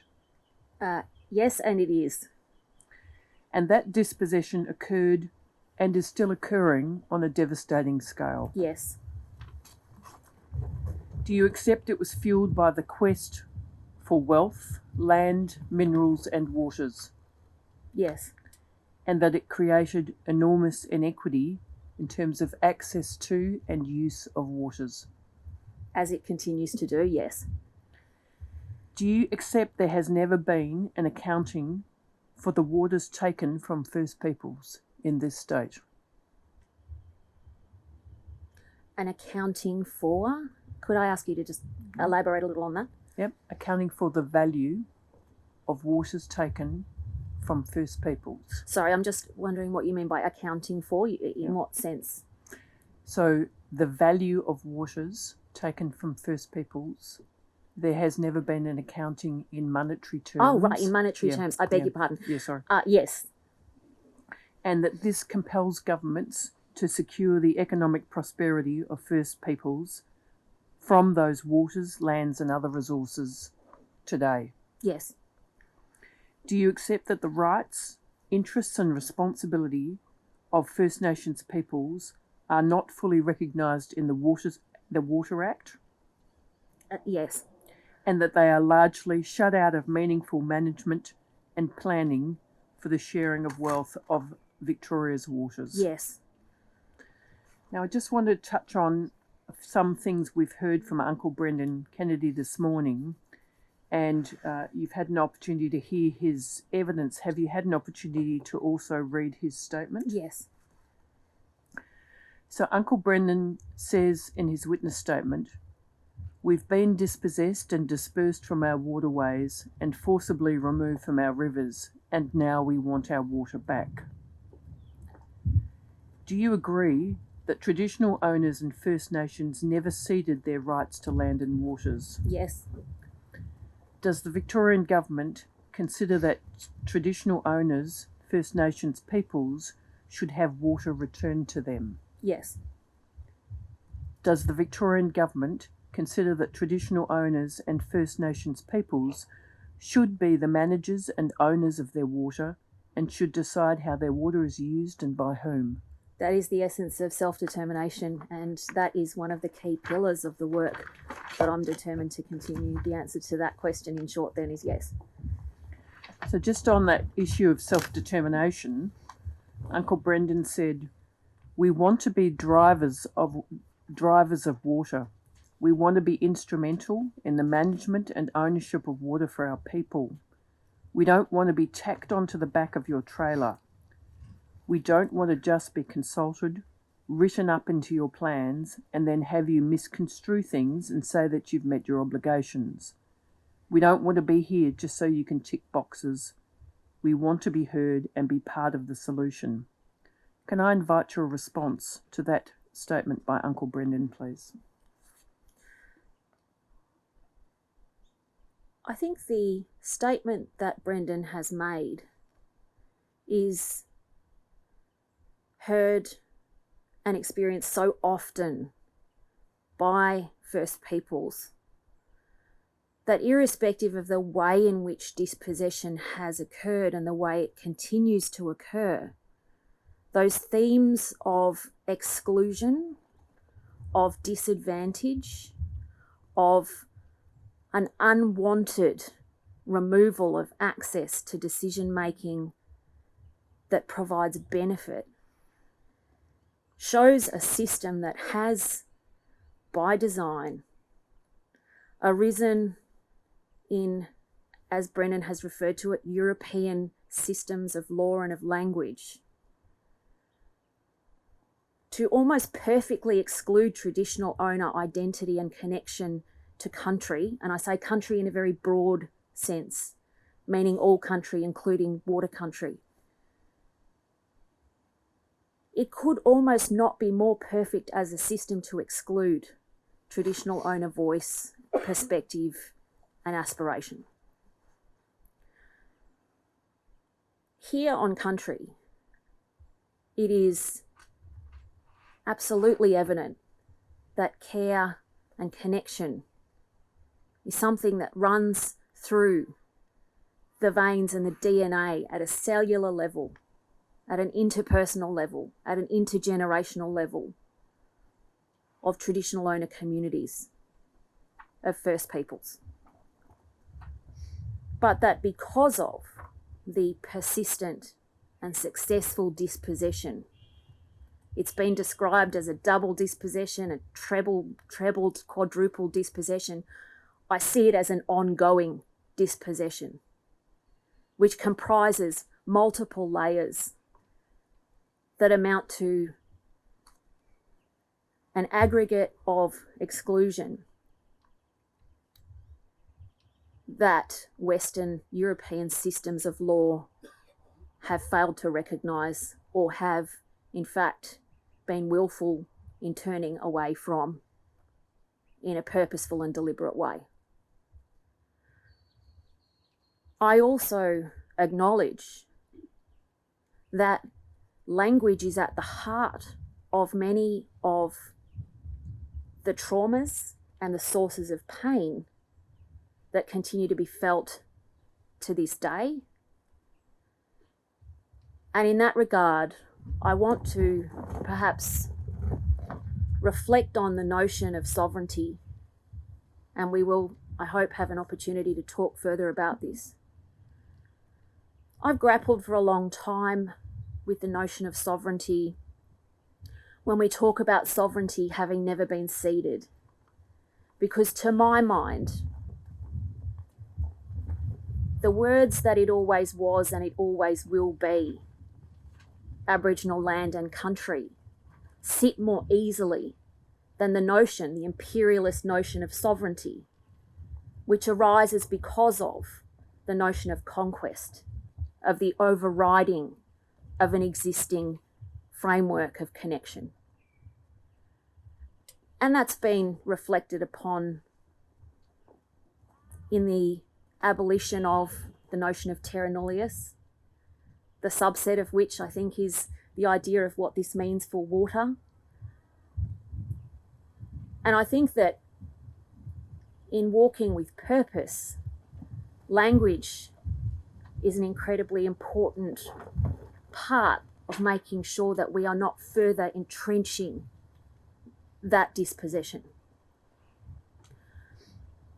I also want to acknowledge the ongoing sense of relegation of First Peoples identity. This idea of consultation, which it's almost lip service to the notion of self-determination, the transfer of power in decision-making, of control, of operation, of management. That consultation and consideration of perspectives and positions does not mean a transfer of power. It may mean the incorporation of perspectives into a decision-making process, but largely that decision-making process will remain beyond the remit, the control, or the opportunity for people to influence from a First Peoples perspective better outcomes. There are so many layers to what Brendan has said in his statement and here today.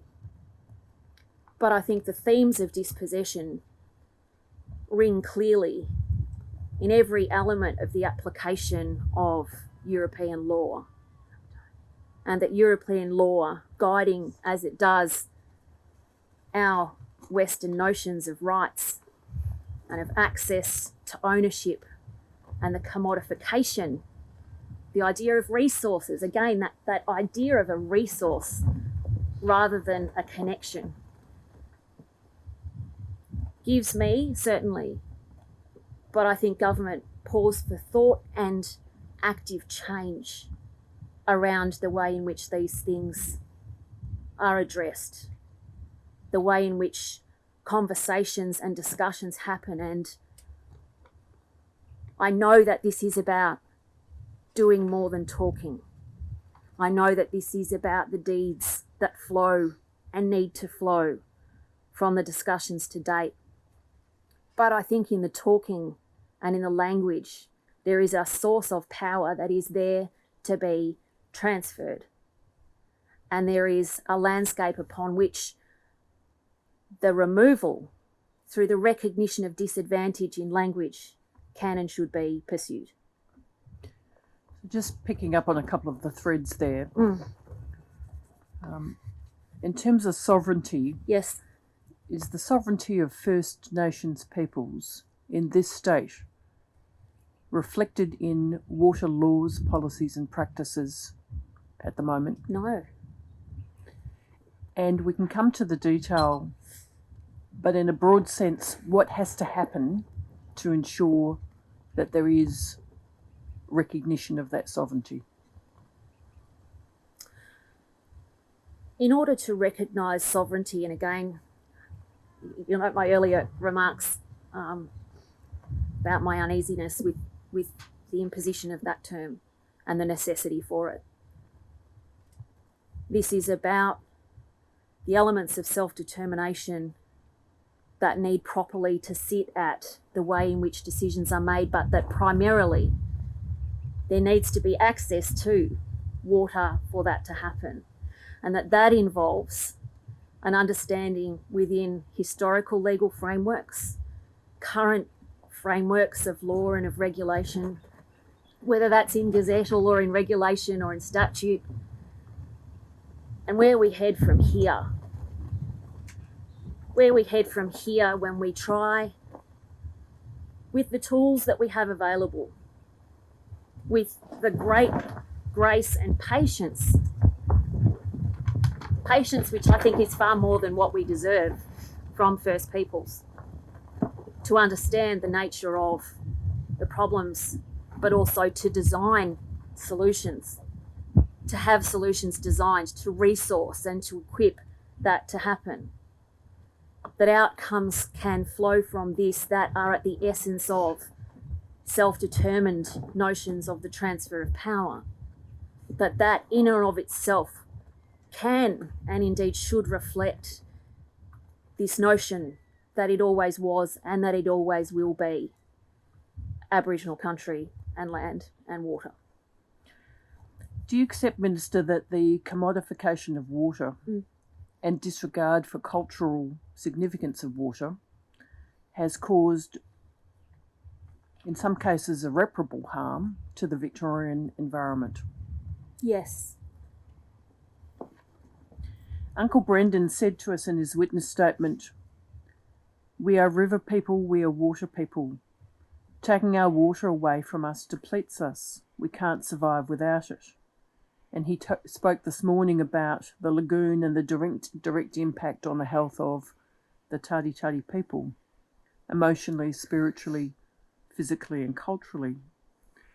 Do you accept that in addition to the severe and in some cases irreparable harm caused to Victoria's environment by the commodification of water and its extraction from the landscape, that has also caused severe and in some cases irreparable harm to the health of First Peoples? In so many cases, dispossession and disconnection, the dislocation of connection between land and water, the systems of regulation that have made it increasingly difficult for that connection to be established or maintained or respected, has caused harm, continues to cause harm, but that harm is felt in all manner of different ways. In the same way that Brendan described the lack of water being like the lack of blood flow to an arm, where you will lose that arm without that supply of blood.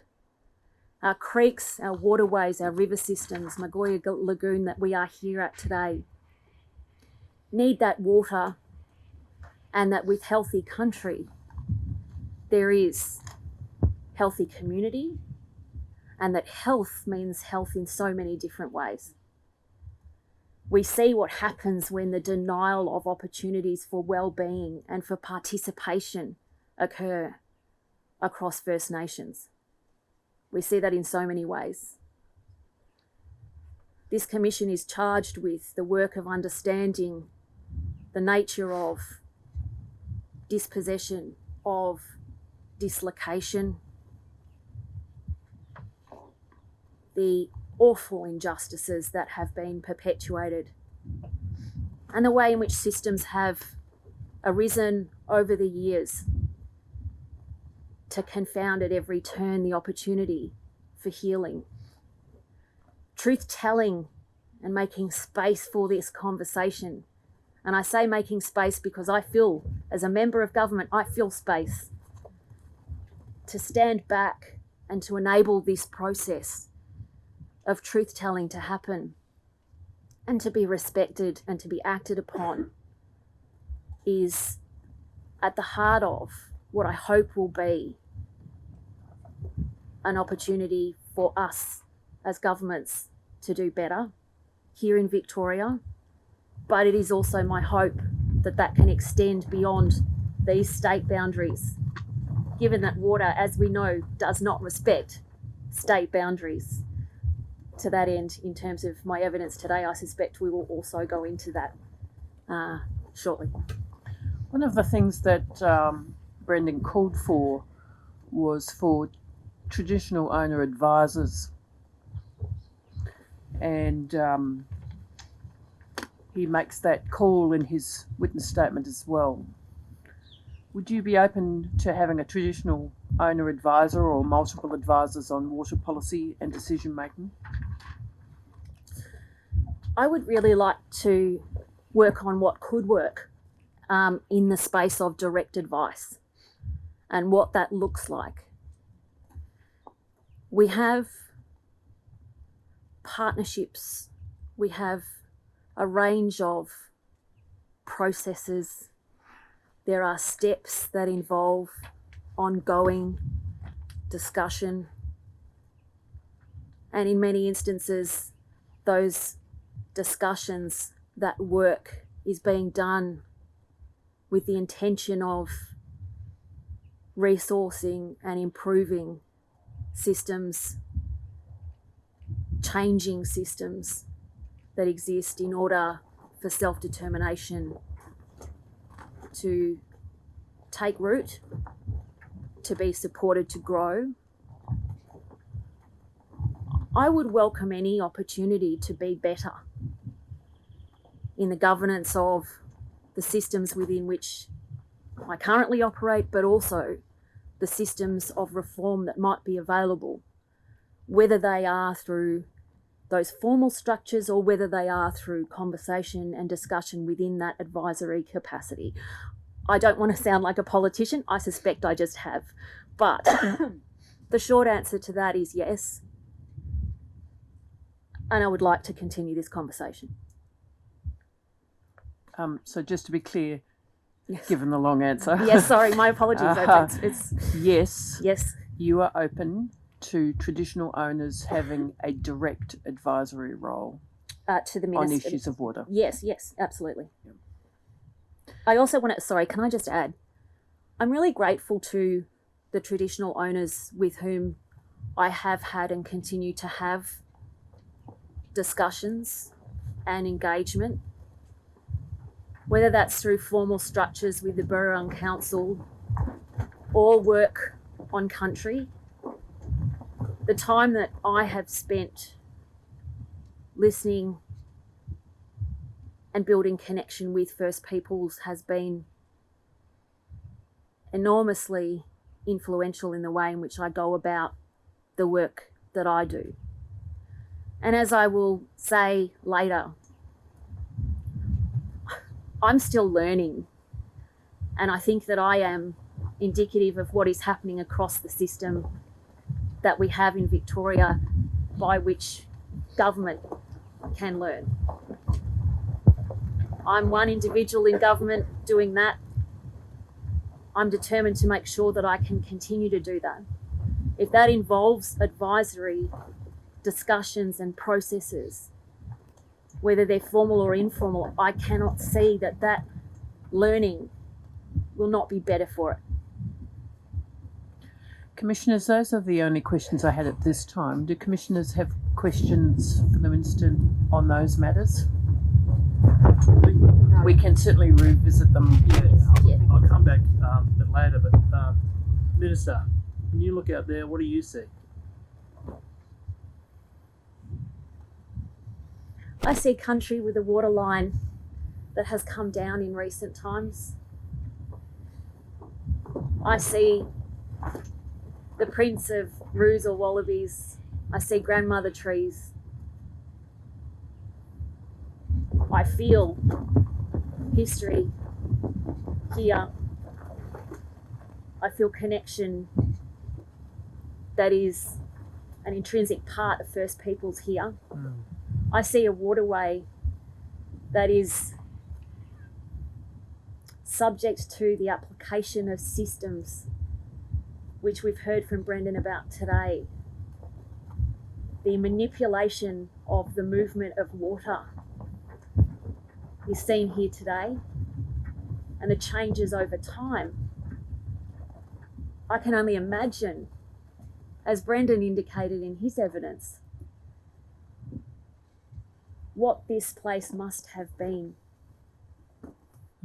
And I can imagine also what it might be.